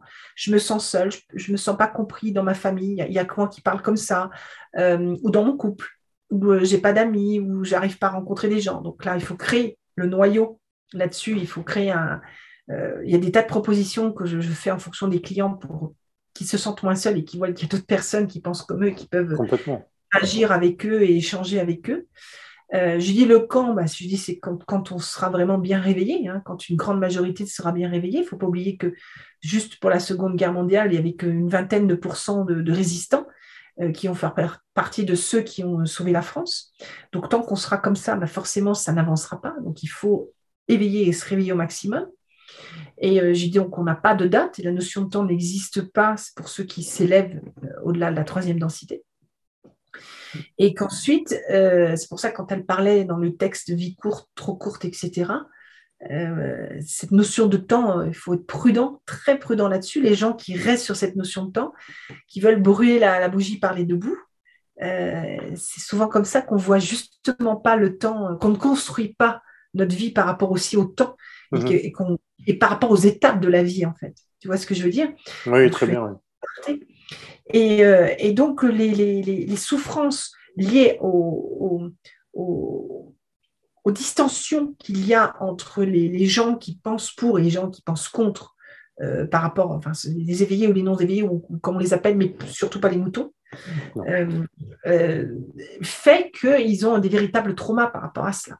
Ils ont des véritables traumas. Bon, ça va, ça se gère très bien, mais quand je les prends en charge au début, ils ne sont pas bien, ils sont vraiment pas bien.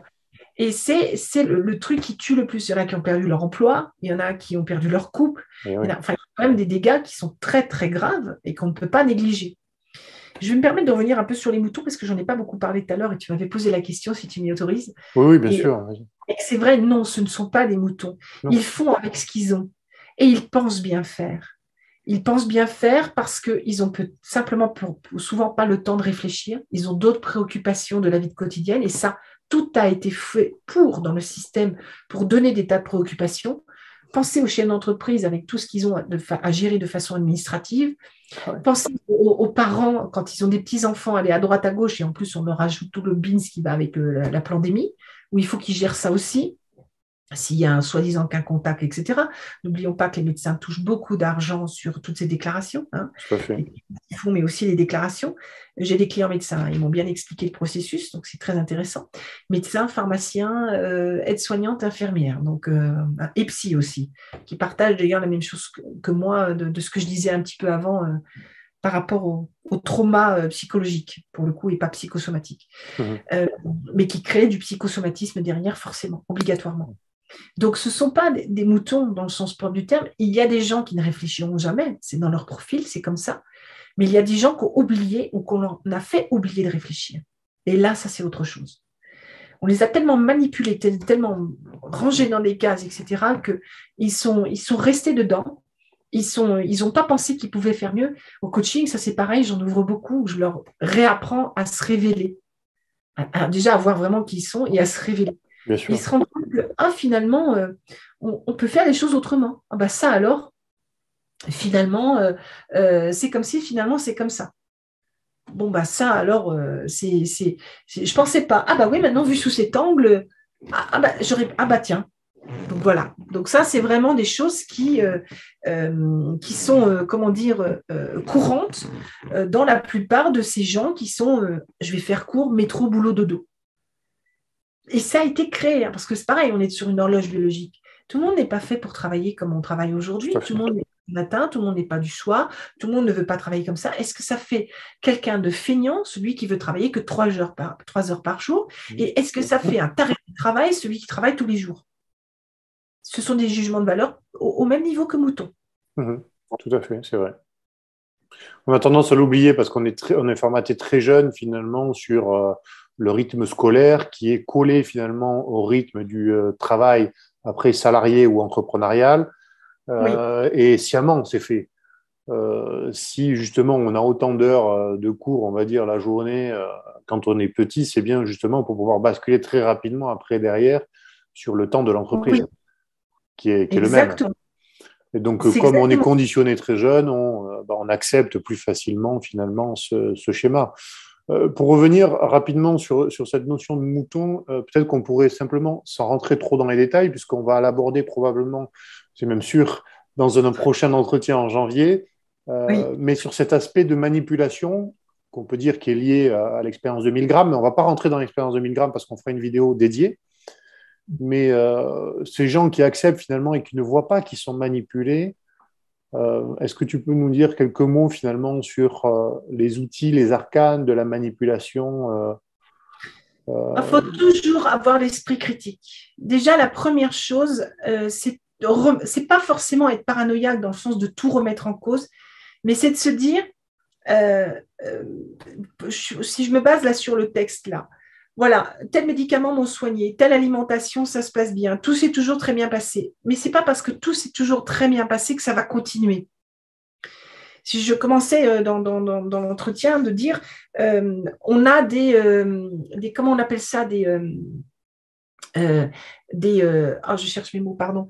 J'ai perdu le fil. Autant pour moi, j'ai perdu le fil. En fait,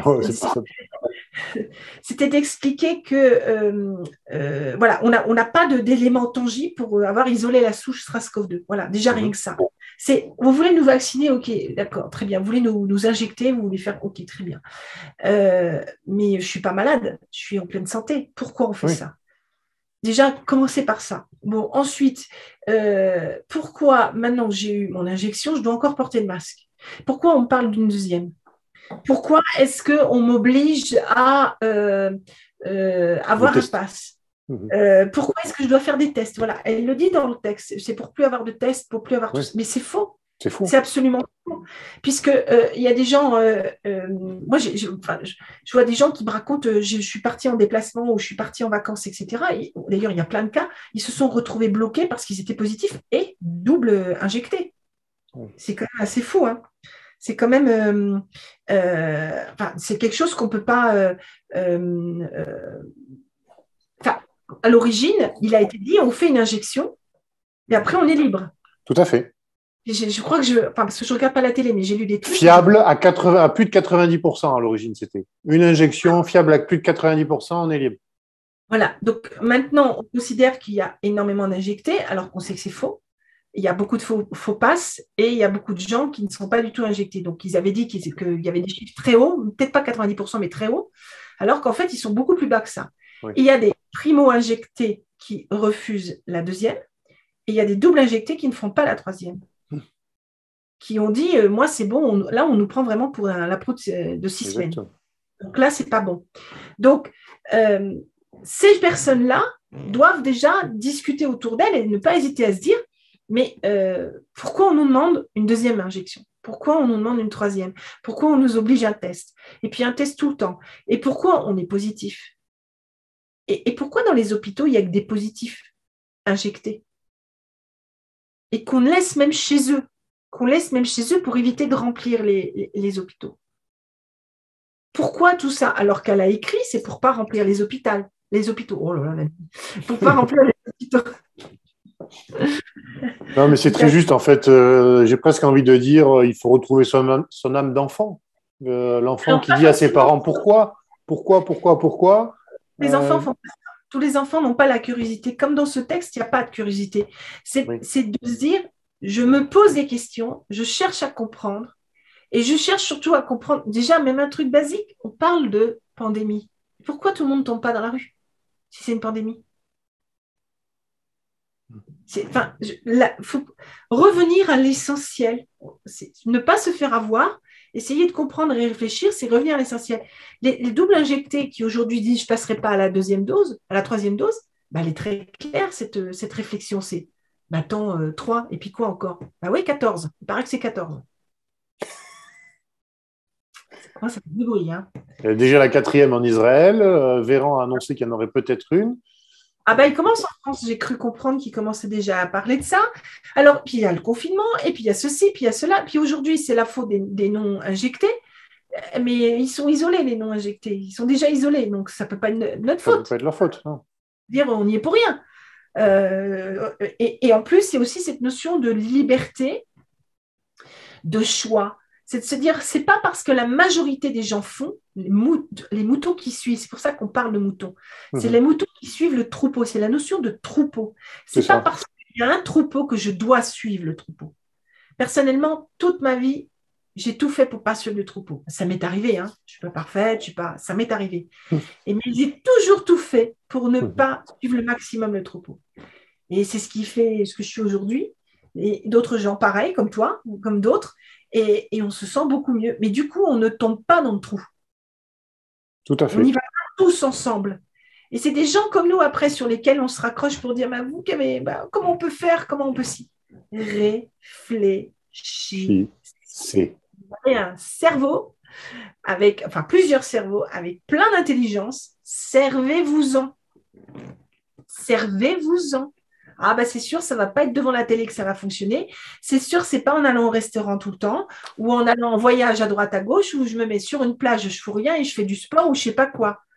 Et les vacances, c'est sympa aussi de vivre chez les autochtones. C'est bien de se rendre compte comment ils vivent, comment ils sont, même si on ne comprend pas toujours la langue. Ça peut être super cool. Là, on apprend vraiment. Mais dans un Club Med, dans un hôtel, on n'apprend pas grand-chose, hein. Ah non, ça c'est sûr. C'est très juste, effectivement. C'est le conseil, c'est vraiment de réfléchir, de ne pas se laisser embarquer, de suivre le troupeau. Moi, plutôt que de dire mouton, voilà. Moi, je dirais plutôt ça. Oui, suivre la masse, en fait, c'est-à-dire éviter de suivre la masse, suivre le troupeau, suivre la masse et garder son esprit critique, c'est ce qu'il y a de plus important finalement par rapport à... Et un autre truc, l'instinct.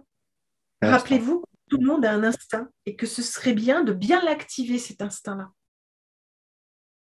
Tout à fait. Il est plus ou moins développé en fonction des gens, en fonction de l'écoute qu'on y accorde, mais c'est très important, effectivement, d'essayer de l'entretenir et de le développer. Oui, parce qu'en général... C'est la première intelligence. Oui, et c'est une des plus importantes intelligences, en effet, que si on les développe bien, c'est de se dire, est-ce que c'est bon pour moi? Mais il faut se poser pour ça. Il faut se poser. C'est que même si on est fatigué le soir, je me pose, je réfléchis.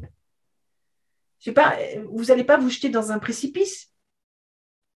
Ben non, je le vois, le précipice. Bien sûr que je ne vais pas me jeter, je vois bien là que je vais... Ben oui, mais il y a d'autres précipices qui sont masqués. Et oui, non, mais c'est très juste, hein. Moi, je disais à mes amis, on était en repas, il y a eu forcément un petit débat autour de ça, et je leur disais, il faut pas être naïf. Je disais, vous savez, le gouvernement, ou les gouvernements, parce que c'est pas qu'en France, c'est partout pareil, c'est quand même eux qui ont autorisé tous les produits négatifs qu'on peut trouver partout dans l'alimentation, les pesticides, l'aluminium, dans les déodorants, le fluor dans les dentifrices, tous les produits qui à terme finalement peuvent être nuisibles pour le corps. Mon ami avocat est sur une grosse affaire en plus de pesticides sur une île française. Et je lui dis, avec tout ce qu'ils autorisent tout le temps, vous leur faites confiance. Je lui dis, faut pas être naïf, s'il vous plaît, gardez votre esprit critique, ne soyez pas naïf. C'est ça, mais c'est très bien. C'est pour vous que je le dis, c'est pas pour moi j'ai rien à gagner. Au contraire, même. Je m'expose pour... À gagner si des amis, parce que si on arrive à faire... Je vois des trucs autour de moi, il y a des gens qui commencent en fait à se rendre compte et qui reviennent vers moi en disant tu avais raison, tu avais ceci, alors, sur le profilage aussi, hein. Donc, c'est bien. On parlait tout à l'heure, mais aussi sur ça où je voyais des choses un peu rigolotes, je ne sais pas si on peut en rire, mais il y a des gens qui disent, bah, finalement, on sait qui veut nous tuer, des personnes âgées, si on nous dit qu'il faut aller se faire picouser ou pas. Et parce que moi, mes parents, je leur ai interdit, je leur ai dit, écoutez, vous faites ce que vous voulez, c'est votre vie, mais moi, je vous déconseille, mais alors à 200%, ne faites rien. Et puis, bon, je vois que dans des familles, il y a des gens qui incitent, mais parfois, ça peut être plutôt pour quelque chose de négatif, dans un autre intérêt, alors qu'ils sont parfaitement au courant de ce que c'est que ce danger-là. Il y a ça aussi où il faut faire attention, hein, parce que mine de rien, c'est aussi un outil qui peut servir à d'autres fins. Il ne faut pas l'oublier. Sûr, hein. Et, Il pourrait servir à des fins d'héritage, par exemple, ou il pourrait Paris, servir à des fins cyniques, morbides, en fait, voilà, tout à des fait. problèmes de famille. Les mêmes fins que tous ces soi-disant élites nous imposent, mais qui ne sont pas en tout cas pour des fins de retrouver la vie d'avant, qui n'ont rien à voir avec le fait de se dire je ne remplirai pas les hôpitaux ou ainsi de suite. Tout ça, c'est faux.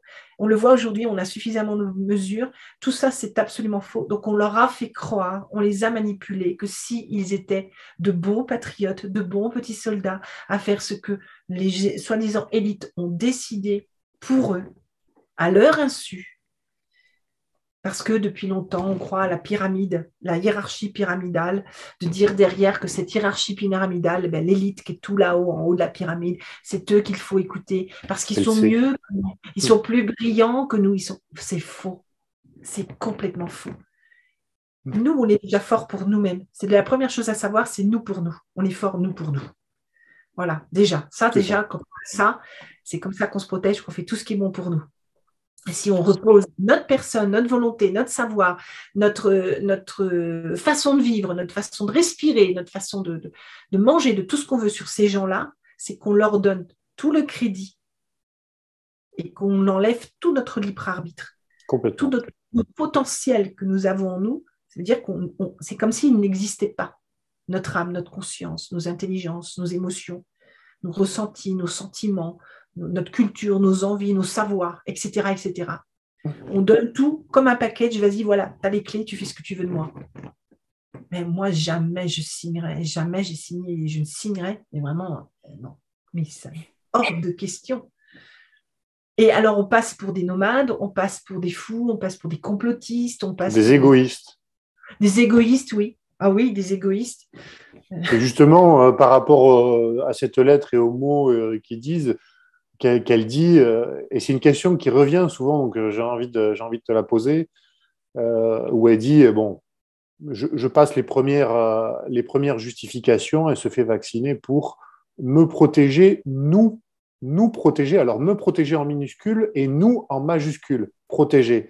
Est-ce que ça veut dire que finalement ceux qui ne le font pas sont des égoïstes? Est-ce que ceux qui le font preuve d'altruisme du coup, ou on pourrait dire d'esprit de solidarité, ou est-ce que finalement on est dans un espèce de sophisme en fait, c'est-à-dire on veut faire croire qu'on fait ça pour la communauté alors qu'en réalité on le fait essentiellement pour soi, pour revenir à la vie d'avant, et on le fait et on essaie de le justifier derrière pour se rassurer soi-même en disant qu'on fait ça pour tous. En fait, moi, je pense que la communication et le marketing de toutes ces élites pour manipuler les esprits est très forte parce que ça me fait penser à une chose, tu vas sur la route et tu vois cette route est sous vidéo pour votre protection. Oui. Je ne suis pas capable de conduire, j'ai mon permis, je ne suis pas capable de faire attention à ma voiture, je ne suis pas capable de… Et puis, je ne t'ai rien demandé en plus. Je ne t'ai rien demandé. Je ne t'ai pas demandé de t'occuper de ma protection, je sais le faire moi-même. Je reviens à ce que je disais avant, je sais me protéger. Et puis, en plus, je sais m'auto-immuniser. Je sais bien, mais parce que je fais confiance en mon corps qui a une super immunité. Et quand ça ne va pas bien, je sais faire ce qu'il faut pour développer cette immunité.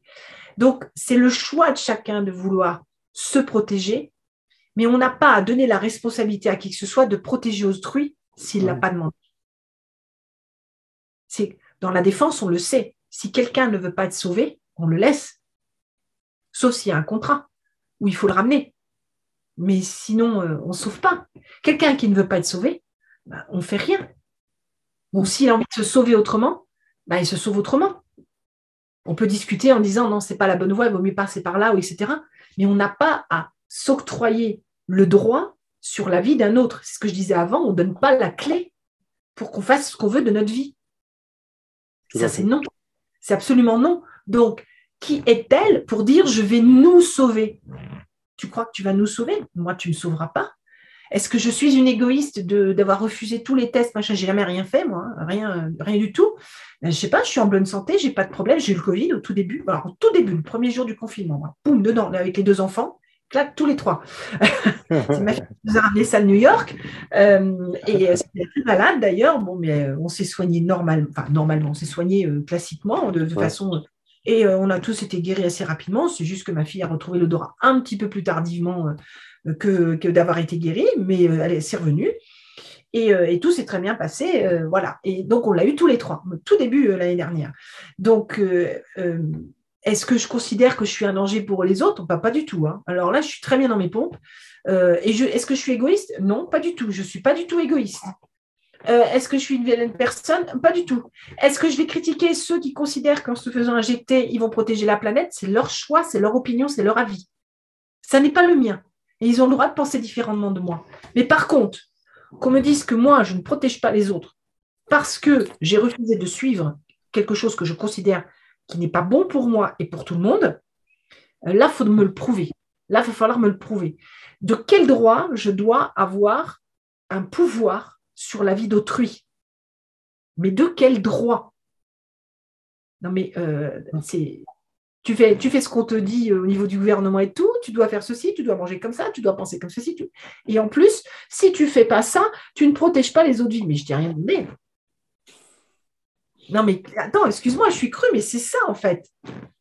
Et tout, c'est de la manipulation. On voit ça partout. Je te dis, sur la route, les vidéos, ou alors on fait ceci parce que c'est bien pour vous. Mais je t'ai rien demandé. Mais ça, c'est la notion de la patate chaude. Je ne prends pas de risque, donc je fais tout ce qu'il faut. Ça, on a inculqué ça aussi en management. C'est pour ne pas prendre de risque d'accident du travail, d'accident sur la route, de machin. Alors, on te blinde tout. Tu vois, sur la route, par exemple, tu as des travaux. Bon, tu vois, parfois, parce que des fois, c'est très rare. Hein. Ouais. Mais parfois, tu vois des gens travailler à un endroit. Parfois, il n'y a rien du tout. Hein. Mais tu t'es tapé 20, 30, 40, 50 km de travaux. C'est-à-dire de bouchons, de ralentissement, des fois à 2 heures du matin. Mais je l'ai vécu, hein. Je ne suis pas la seule. Je fais beaucoup de routes, hein, je te le dis. Hein. Donc, je l'ai vu. Puis là, je m'en suis coltiné une qui était Choucard, de chez Choucard. Mâcon, tu sors de l'autoroute de Clermont-Ferrand, tu passes par Mâcon pour rejoindre l'autoroute de Genève, c'est à peu près 130 km de travaux entre 50 et 70 km/h avec une toute petite zone où tu peux doubler. Voilà. Des malades. Et il paraît que c'est depuis 2009 que c'est comme ça. Des malades. Les gens, le mec qui a pensé à ça, des malades. C'est d'une dangerosité que tu n'imagines pas. L'endormissement, c'est stressant, c'est tout ce que tu veux. Plus jamais, plus jamais. Et puis même quand ils feront l'autoroute, je crois que j'en prendrai même pas. C'est plus jamais. Et les gens le disent, hein, tout le monde. Hein. Tu discutes de ça, ils le disent. Donc ça, voilà. Pour votre bien, on fait comme ça. Oui, c'est le début de la manipulation. C'est toujours pour votre bien. Qu'on vous conseille ça, qu'on fait comme ça. Voilà. Et sur ces 130 voies, il y a des 2 voies qui sont bouchées. Il n'y a pas de travaux, il n'y a rien, mais ils les ont mis en une voie. Pour votre bien. Mais non, quoi, non. Non. Les gens qui font ça, c'est la notion de la patate chaude, c'est-à-dire, ah non, je ne prends pas de risque parce que si des fois il y a ça, ah, je ne veux pas de procès, je veux tout ça. Donc, c'est un excuse-moi, je vais être un peu vulgaire, mais c'est un bordel sans nom qui n'est absolument pas adéquat au terrain, mais qui va très bien pour la patate chaude. Et ça, c'est une forme de manipulation, et c'est ce qu'on enseigne en management depuis des années. Mais on n'enseigne pas de dire il y a d'autres solutions. Tu n'as pas pensé aux automobilistes pour prendre ce cas-là, ou tu n'as pas pensé aux autres personnes, ou tu es qui pour t'autoriser à justifier de la vie des autres et de devoir faire quelque chose sur cette vie-là. Tu es qui? Tu es médecin? Tu es médecin, toi, en te faisant ça? Tu es médecin déjà, pour commencer, premièrement. Qu'est-ce qui te prouve que ce sont des résultats comme ça? Deuxièmement, et tu t'autorises quoi? Tu te crois un sauveur parce que ceci et cela? Moi, il y a une dame en bas au salon d'esthétisme. Il y a une dame qui disait, de toute façon, il faut tous les tuer, les non-vaccinés. Je l'ai regardé droit dans les yeux, j'ai fait ça. Allez-y. J'ai attendu. Il y a eu un gros blanc. J'ai dit, allez-y. Oui. Je dis, comment ça, vous n'êtes pas... J'ai dit, non, moi, non, puis jamais. Hein. Alors là, non. Ah, mais c'est pas normal. J'ai dit, pardon, allez-y, vous avez dit, vous allez me tuer. Allez-y. Et je lui dis, pourquoi vous voulez me tuer? Vous êtes qui, vous? Tu vois, de quel droit? J'ai le droit de m'habiller comme ceci, j'ai le droit, je fais de mal à personne. J'ai le droit de vivre comme je vis, je fais de mal à personne. Je ne suis pas hors la loi. Je fais À rien de partir mal. du moment où je ne nuis pas aux autres, effectivement, je ne suis pas hors la loi. Et par contre, toutes les lois qu'on voit, il y en a beaucoup qui mettent hors la loi. Donc là, non. Là, non.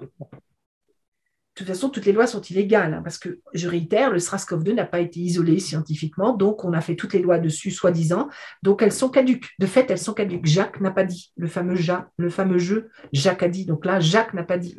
J'ai dit ça il y a 2 ans déjà, je disais ça, et j'insiste dessus. Donc on n'a pas à s'autoriser, et personne n'a à donner ce pouvoir de dire tu fais ça, donc tu sauves des vies. Mais tu n'en sais rien. Et aujourd'hui, on a toutes les preuves du contraire. On Non, mais quitte pour se permettre. Mhm. C'est comme les donneurs de leçons. Ah, mais je te conseille de faire ci et là. Même moi, en coaching, je dis voilà, moi, je vous propose ça, ça, ça. Vous décidez, c'est vous qui choisissez, c'est pas moi. Les gens le font, ça marche. Bien sûr. Mais je te conseille de faire ci, et puis tu dois faire ça. Puis il faut que tu ailles travailler dans tel endroit. Mais oh, je fais ce que je veux. Je dis pas que tu as tort, mais je fais ce que je veux. Oui, c'est un peu la pensée par projection, en fait. Elle ferait ça, donc elle lui conseille de faire ça. Mais elle se justifie dans son texte. Elle se justifie pour endiguer sa peur. Complètement. Et parmi ces justifications, justement, elle dit, bah, elle se fait injecter pour ne pas mourir, ou pour ne pas encombrer les lits d'hôpitaux, ou pour embrasser ses proches. Finalement, c'est, j'allais dire, presque ne pas trop comprendre ce qu'est cette maladie et ni même comment fonctionne, on pourrait dire, l'hôpital, etc., etc. Totalement d'accord avec toi. Surtout maintenant, on a assez de recul. Je ne sais pas de quand date ce texte-là, mais on a suffisamment de recul pour voir que ce n'est pas du tout ça. J'ai appris par ma chère coiffeuse qu'elle ne pouvait pas voir ou elle ne pourrait pas voir son père et sa belle-mère parce qu'il fallait qu'elle fasse un test PCR. Et que pour des histoires de contamination ici. Donc, comment tu veux embrasser tes proches sous prétexte que tu es soi-disant injecté, alors qu'on sait très bien que les injectés qui reviennent de voyage ou n'importe quoi sont tous testés. Bien sûr. Et que Et c'est même mis en quarantaine s'il faut. mis en quarantaine, exactement. Tout à fait. Et les hôpitaux sont remplis de ça aujourd'hui.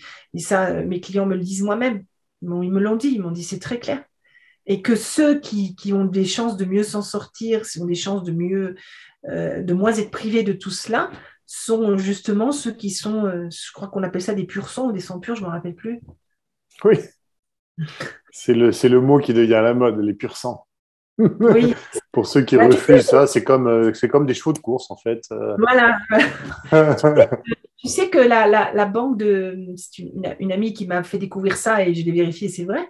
La banque de sperme, Ouais. eh bien, ils ont pris 400% de hausse pour ceux qui ne sont pas injectés. Ah, je ne savais pas. Ça vient tout dire, hein. Ça veut tout dire. Mais je Ah, crois qu'il ça, y avait une polémique aussi sur les dons de sang, mais je ne sais pas si c'était vrai ou pas. oui. À un moment donné, J'ai entendu plein de trucs aussi là-dessus, mais apparemment tout le monde peut donner son sang, mais oui, je pense, faut ouais. faire attention, hein. Avec ce qu'ils disent, visiblement, si on fait une sérologie et que apparemment ça change en tout ou partie la structure finalement des globules blancs et des globules rouges, ce que je conseille d'ailleurs à mes proches et à tous ceux qui prennent cette injection, simplement pour qu'ils voient, ça leur coûtera pas cher de faire une sérologie et puis au moins ils peuvent savoir quel taux d'oxygénation dans le sang et voilà, si le sang s'épaissit ou pas. C'est intéressant, ne serait-ce que pour soi, de faire une analyse pour savoir si on a une bonne hygiène de vie. Et d'autant plus dans cette période et avec ce produit. Tout à fait. Et je ne pense pas que tout le monde le fasse. Non, mais c'est bien peut-être de le rappeler, de leur dire n'hésitez pas à le faire. Je pense que c'est pour vous, en fait.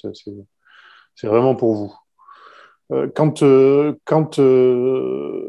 rebondis rapidement sur les lits d'hôpitaux, on a appris récemment, je crois que c'était un témoignage au Sénat, qu'ils avaient fermé 5700 lits pendant cette épidémie.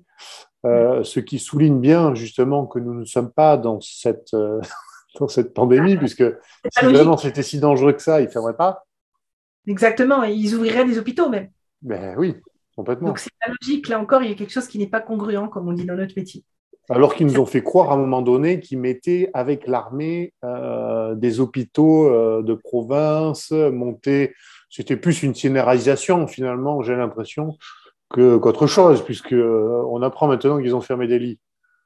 Oui, oui. Non, au début, oui, il y avait eu des espèces de suspicions, des trucs par rapport à l'armée, mais au début, il y avait aussi quelque chose, une vraie panique, parce que personne ne savait où mettre les pieds. Oui, Donc, moi, je fais partie des gens qui l'ont su très vite, puisque j'étais en contact avec des collègues en neurosciences, chercheurs en neurosciences à droite à gauche, dont des gens vraiment, vraiment calés dans ce domaine. Moi, je ne le suis pas à ce niveau-là, comme eux, et puis des pointures mondiales sur des brevets, des choses comme ça. Donc, on pouvait vraiment échanger là-dessus, et j'ai très vite compris que on était en guerre, oui, on était en guerre. voilà. Mais c'est une guerre d'une autre nature. C'est une guerre plus Ouais. dans une dimension plus spirituelle. On l'entend. Et souvent, les gens se demandent c'est quoi en fait une guerre spirituelle. C'est un peu une guerre finalement entre qu'on pourrait qualifier, j'allais dire, le matérialisme exacerbé, le transhumanisme, qui est le virage dans lequel on veut nous amener, et une société qui est presque à son opposé, c'est-à-dire une société plus humaine, plus proche du bon sens, de la nature, et surtout des dons de chacun. Des dons de chacun à développer, Autour du vrai amour. voilà, du vrai Donc, amour. le vrai amour, ça n'est pas que pour soi et pour ses proches, c'est aussi pour tout ce qu'il y a autour, y compris cette nature. C'est cette terre qu'on a tellement détruite, qu'on a tellement. J'ai pas les mots, mais j'ai mal, moi, tu sais. Parce que dans Astérix et Obélix, il y a Idéfix qui n'aime pas qu'on fasse du mal. Ben, c'est moi. Tu sais, je parle aux plantes, je parle aux arbres et ils me le rendent. Si tu savais, des fois, il y a des vents qui vont dans une direction, mais les branches, elles viennent dans mon sens, alors que le vent devrait les emmener dans un autre. Je ne sais pas, il y a des tas de choses. J'en parlais un jour avec un client qui me disait, ce serait bien d'en faire un livre, et peut-être qu'on fera un livre. J'ai des tas d'expériences avec les animaux et les arbres et la nature en général, et c'est merveilleux, ça vibre vraiment tellement fort en moi que j'ai mal pour elle, mais j'ai vraiment mal. Je ne sais pas comment l'expliquer, et presque plus mal pour elle que pour les humains. Et les animaux, les plantes, la nature, tout ce qui, la terre, tout ce qui est, c'est quelque chose qui est tellement, je ne sais pas expliquer plus que ça. Mais et pourtant, Dieu sait si j'aime le côté humain, j'en ai fait mon métier, donc je souffre beaucoup pour les humains. Mais c'est quelque chose qui, pour moi, c'est la plus belle richesse qui soit, cet amour pour tout. Pour moi, parce que tout ce qui est vraiment riche à mon sens, c'est tout ce qu'on ne peut pas acheter. Tu ne peux pas mettre des dollars, des euros, de l'or ou ce que tu veux autour. Parce que ça, il n'y a pas. La valeur est tellement infinie que tu Complètement. ne peux pas mettre une valeur. Et pour moi, c'est ça. Les vraies valeurs, elles sont là. Elles sont là, elles ne sont pas ailleurs. C'est très juste, mais il y a beaucoup de gens justement qui cherchent à mettre de la valeur sur tout. On le voit en matière alimentaire, ils veulent privatiser l'eau, ils veulent privatiser en matière agricole toutes les graines. Ils ont même pensé à faire des graines qui n'étaient pas capables de se reproduire par elles-mêmes pour empêcher finalement les paysans, les agriculteurs de pouvoir faire des boutures, faire des semis, faire des... Enfin, c'est hallucinant finalement le cynisme de ce système industriel jusqu'où il peut aller pour, Et pour être au pour faire un courant, système marchand pur et dur. Hein. il n'y a pas que ça, parce que pour être au courant de certaines choses qui ont été faites sur des expériences, on va dire, génétiques, de mélange, par exemple, animal et humaine, Oui, les pour être au chimères, oui. courant de choses, oui, ou plus que ça encore, je préfère pas trop en parler parce que c'est dur déjà d'en parler. Je suis plus étonnée de rien. C'est pas là où on doit aller. Non, Ah non, c'est sûr que c'est pas là qu'on c'est doit pas mon aller. monde. Ce sera jamais mon monde. Non. Non, ce ne sera pas le nôtre non plus. Et puis, je pense que de toute façon, on est très conscient de ça, de cette période, de tout ce qu'on vit, et que nous, on souhaite participer justement à un autre monde, autre qui est différent et autre qui est notre, j'allais dire, qui est le nôtre, avec un N majuscule, et qui sera un monde de plus de partage, effectivement, et d'amour, comme tu dis très justement, universel. Hein, on pourrait utiliser le terme christique, dans le sens où c'est le symbole de l'amour universel. et que c'est ce qui est important pour refaire société, en fait. Oui, oui. Et de s'accepter avec nos différences, de s'accepter avec nos pensées, même si on n'est pas d'accord, même s'il n'y a pas toujours des preuves surtout. Tu vois, moi, j'ai un métier, je ne peux pas toujours donner des preuves, mais les résultats sont là. Eh bien, d'être capable de dire ça peut exister. C'est pas d'avaler les choses, c'est pas dire ça existe. Non, c'est ça peut exister, mais pas de dire non, attends, c'est n'importe quoi. Parce qu'aujourd'hui, il y a tellement de choses qui s'ouvrent, tellement de choses qui apparaissent, tellement de choses qu'on ne peut pas expliquer. Il y a des mots qui n'existent pas pour certaines choses. Bien justement, il faut accepter de dire que on doit s'ouvrir à cela sans forcément l'intégrer en soi, sans forcément le valider, mais juste de dire bon, je l'ai entendu, je l'ai vu, à voir. Par exemple, moi, c'est mes mots à moi. Hein. Chacun fait avec ses mots, mais ce sont mes mots à moi. En tout cas, c'est ce que je fais depuis longtemps. Et je me dis pourquoi pas. Ça reste dans un coin. Parfois, ça ressort, parfois, ça ne revient jamais. Mais c'est là. Oui. Et je me dis, bon, il y a des fois, je me dis même, ah, c'est dur à avaler quand même, mais bon, allez. Allez, je creuse, et on verra. Je creuse pas, ou j'ai pas le temps, ou mais je verrai. Oui. Et en tout cas, je ne critique pas. Je reste dans cette démarche, encore une fois, scientifique, de dire c'est possible, c'est plausible. On peut le considérer que ce soit, comment dire, jouable, en fait, dans le sens de si la personne le dit, ben, y a probablement un fond de vérité ou une entièreté de vérité, mais que ce ne soit pas quelque chose à jeter dans le sens non, attends, arrête, parce que ça, on l'entend. Moi, je l'entends déjà dans mon métier depuis des années et j'entends des choses, mais bon, j'ai fait mes preuves depuis longtemps, donc maintenant, on est loin de tout cela. Mais je suis en train de tomber dans le noir, hein, je suis désolée, oui. Je n'ai pas mis la lumière, mais ce n'est pas très grave. Si on m'entend, on ne me voit pas très bien, ce n'est pas grave. On m'entend. les petites lumières il y a toujours des petites lumières dans les chalets, là. Oui. Donc, c'est ça qui commence à s'allumer. Mais c'est pas très grave. Et du coup, qu'est-ce que je voulais dire le fait de refuser une information sans même essayer de regarder. Voilà, une information, un savoir, une culture, n'importe quoi en fait. Mais là, il y a tellement de choses qui s'ouvrent, il y a tellement de choses, puisqu'on parle de spiritualité et d'énergie et de vibration, et que c'est une guerre dans ce sens-là. Il faut être prudent, il faut vraiment être prudent. Et en plus, considérer que voilà, aujourd'hui c'est ça, mais ça peut ne pas être comme ça demain. Il faut être vraiment prudent. Et c'est aussi une guerre psychologique, ça veut dire une guerre d'usure. J'ai entendu des gens dire non, je peux plus, j'en peux plus, faut que j'aille au ski, je me fais picouser. Ok. Au jour d'aujourd'hui, dire ça, c'est quand même dommage avec tous les retours qu'on a. Franchement, c'est super dommage. L'année dernière, je peux à peu près comprendre, même en début d'année là, mais là, au jour d'aujourd'hui, non, je ne peux pas comprendre. Non, c'est vrai. Je pense que et ça revient finalement sur la dernière phrase, enfin une des dernières phrases qu'elle disait, en disant prenez conscience qu'il y a plus de danger à manger certaines choses que de se faire contre ce virus mondial. Oui, parce que dans cette dernière phrase, il y a quand même pas mal de choses à dire. Là, c'est la cerise sur le gâteau pour moi. C'est la justification ultime de dire voilà, il y a plus grave que cette injection. Alors, elle a raison sur un point, à mon sens, c'est le fait d'après nous, dans ce transhumanisme, de nous injecter une puce qui va nous relier à tout, en fait. Y compris, est-ce que tu as le droit à de l'argent, est-ce que tu as le droit de t'habiller, est-ce que tu as le droit de manger, est-ce que tu as le droit d'avoir un logement, etc. etc. Donc oui, plus grave. Mais c'est en fait, dans la lignée, c'est la continuité de ce truc-là. C'est la seule chose de plus grave. C'est juste l'étape au-dessus qu'ils ont voulu, c'est ça.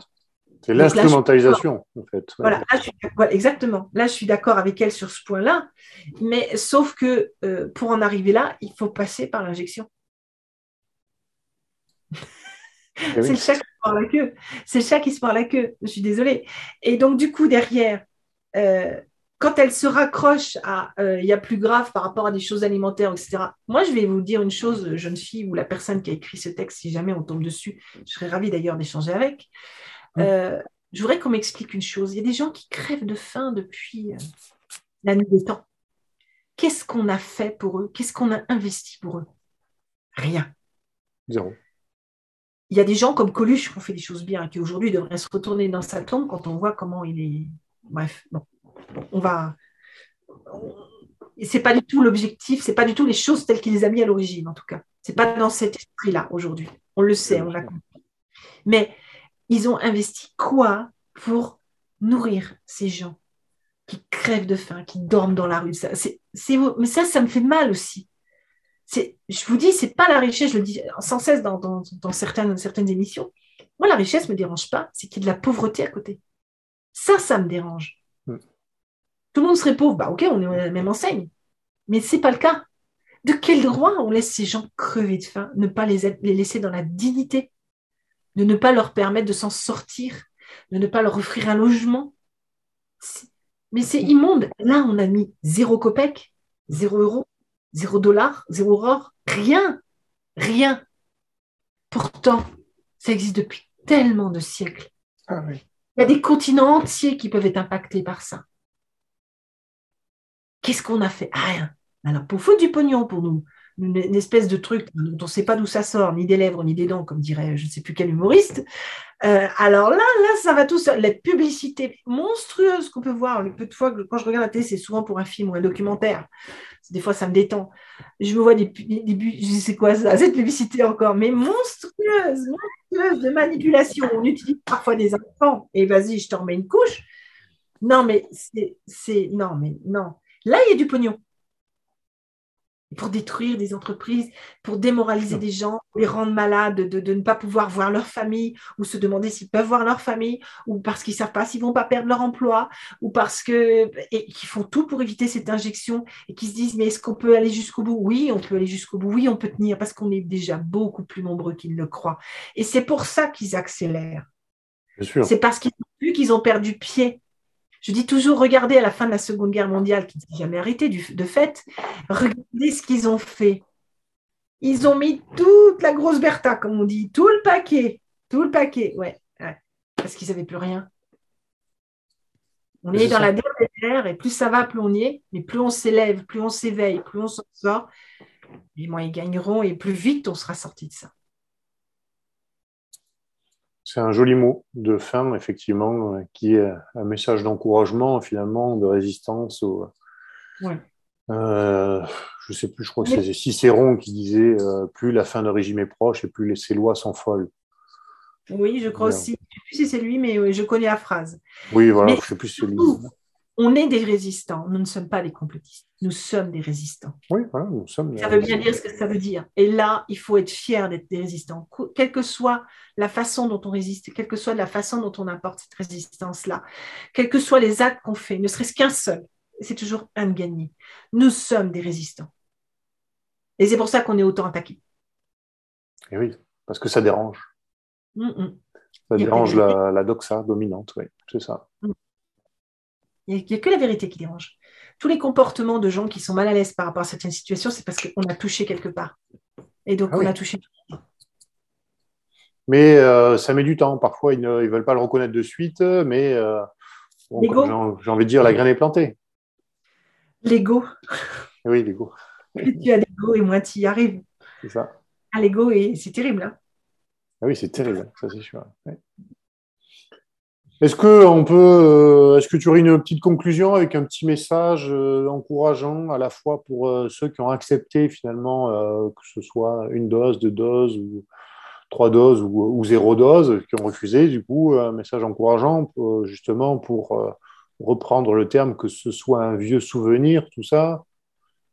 Plus on acceptera, j'ai envie de dire, et plus ils continueront. Alors, il ne faut pas rentrer dans le jeu, je réitère, que ne serait-ce que de regarder les informations, ne serait-ce que de relayer des éléments d'information, c'est alimenter vibratoirement et énergétiquement ces gens-là. Ça veut dire qu'on les a touchés. Je réitère que l'énergie, il faut la mettre sur construire demain. Alors, comment, qu'est-ce? Je n'ai pas la formule. À mon petit niveau, je fais des petites choses. Je sais qu'il y a d'autres gens qui font d'autres choses. Il y a des gens qui ont des réseaux même dédiés à cela. Ils font des choses remarquables. Moi, je n'ai pas le temps. Donc mais en tout cas, c'est très bien ce qu'ils font. Et je crois que quelles que soient les actions qu'on fasse vers le futur, elles sont forcément bonnes. Même si elles ne vont pas durer parce qu'elles ne sont peut-être pas adaptées, parce que ça ne va peut-être pas correspondre à tout le monde. Qu'importe. À partir du moment où on va vers le futur dans cette notion d'amour, de respect de toute notre planète et tout ce qu'elle comporte de bon, on y arrivera.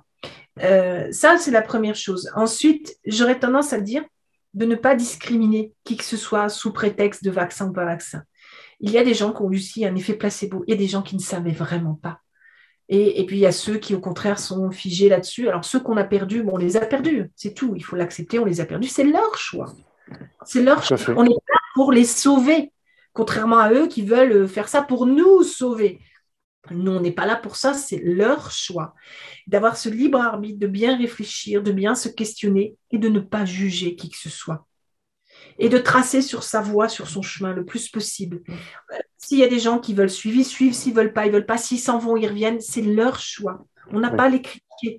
Si à un moment donné, ah non, j'ai plus envie de te voir, puis après je veux te voir, puis en fait, si, en fait ça, oui. Mais ils ont le droit de se tromper. On a le droit de se tromper et on a le droit aussi de suivre d'autres voies sans critiquer ou discréditer qui que ce soit. Parce que ça bouge trop.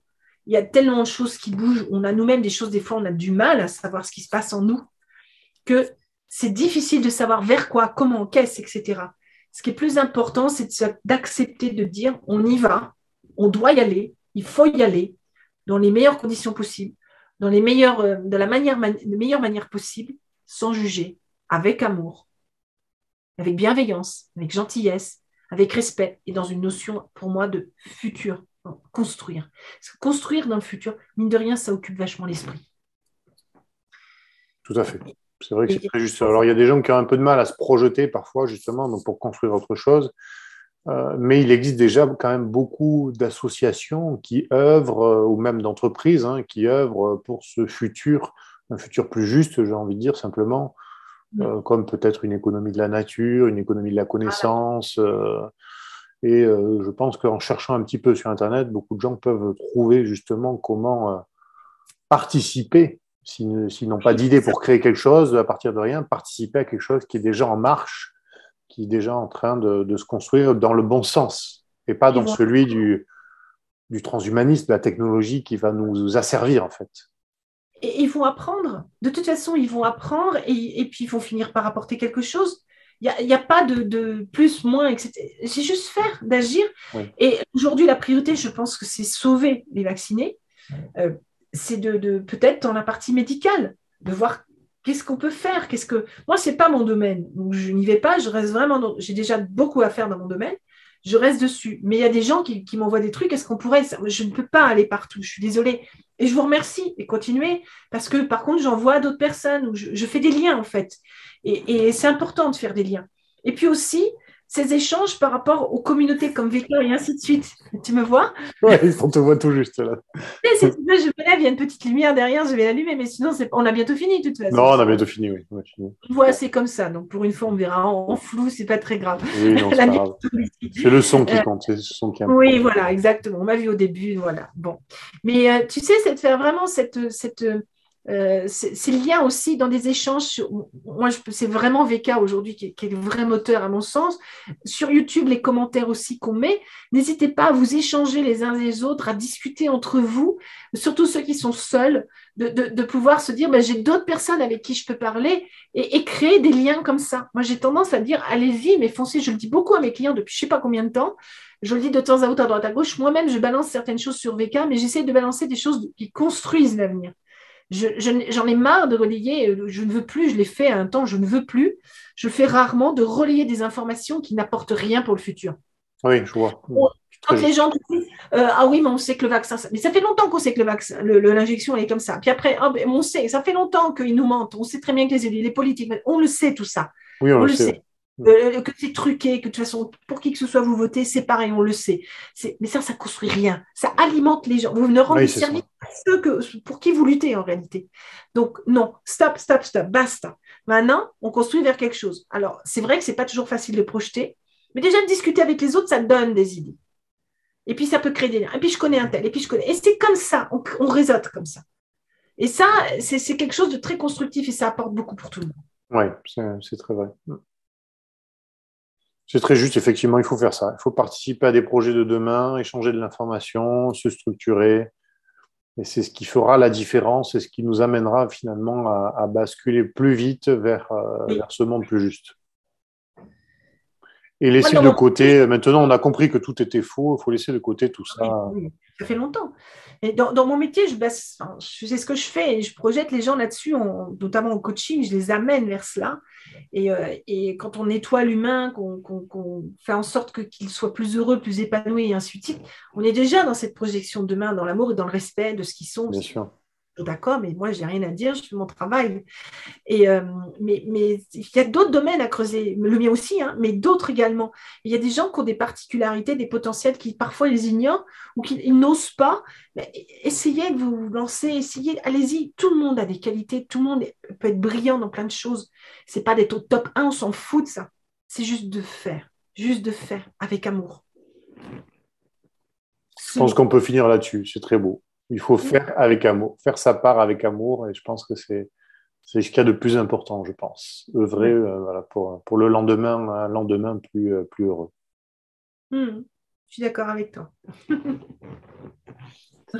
Parfait, donc je n'ai plus qu'à remercier Nadine pour son intervention.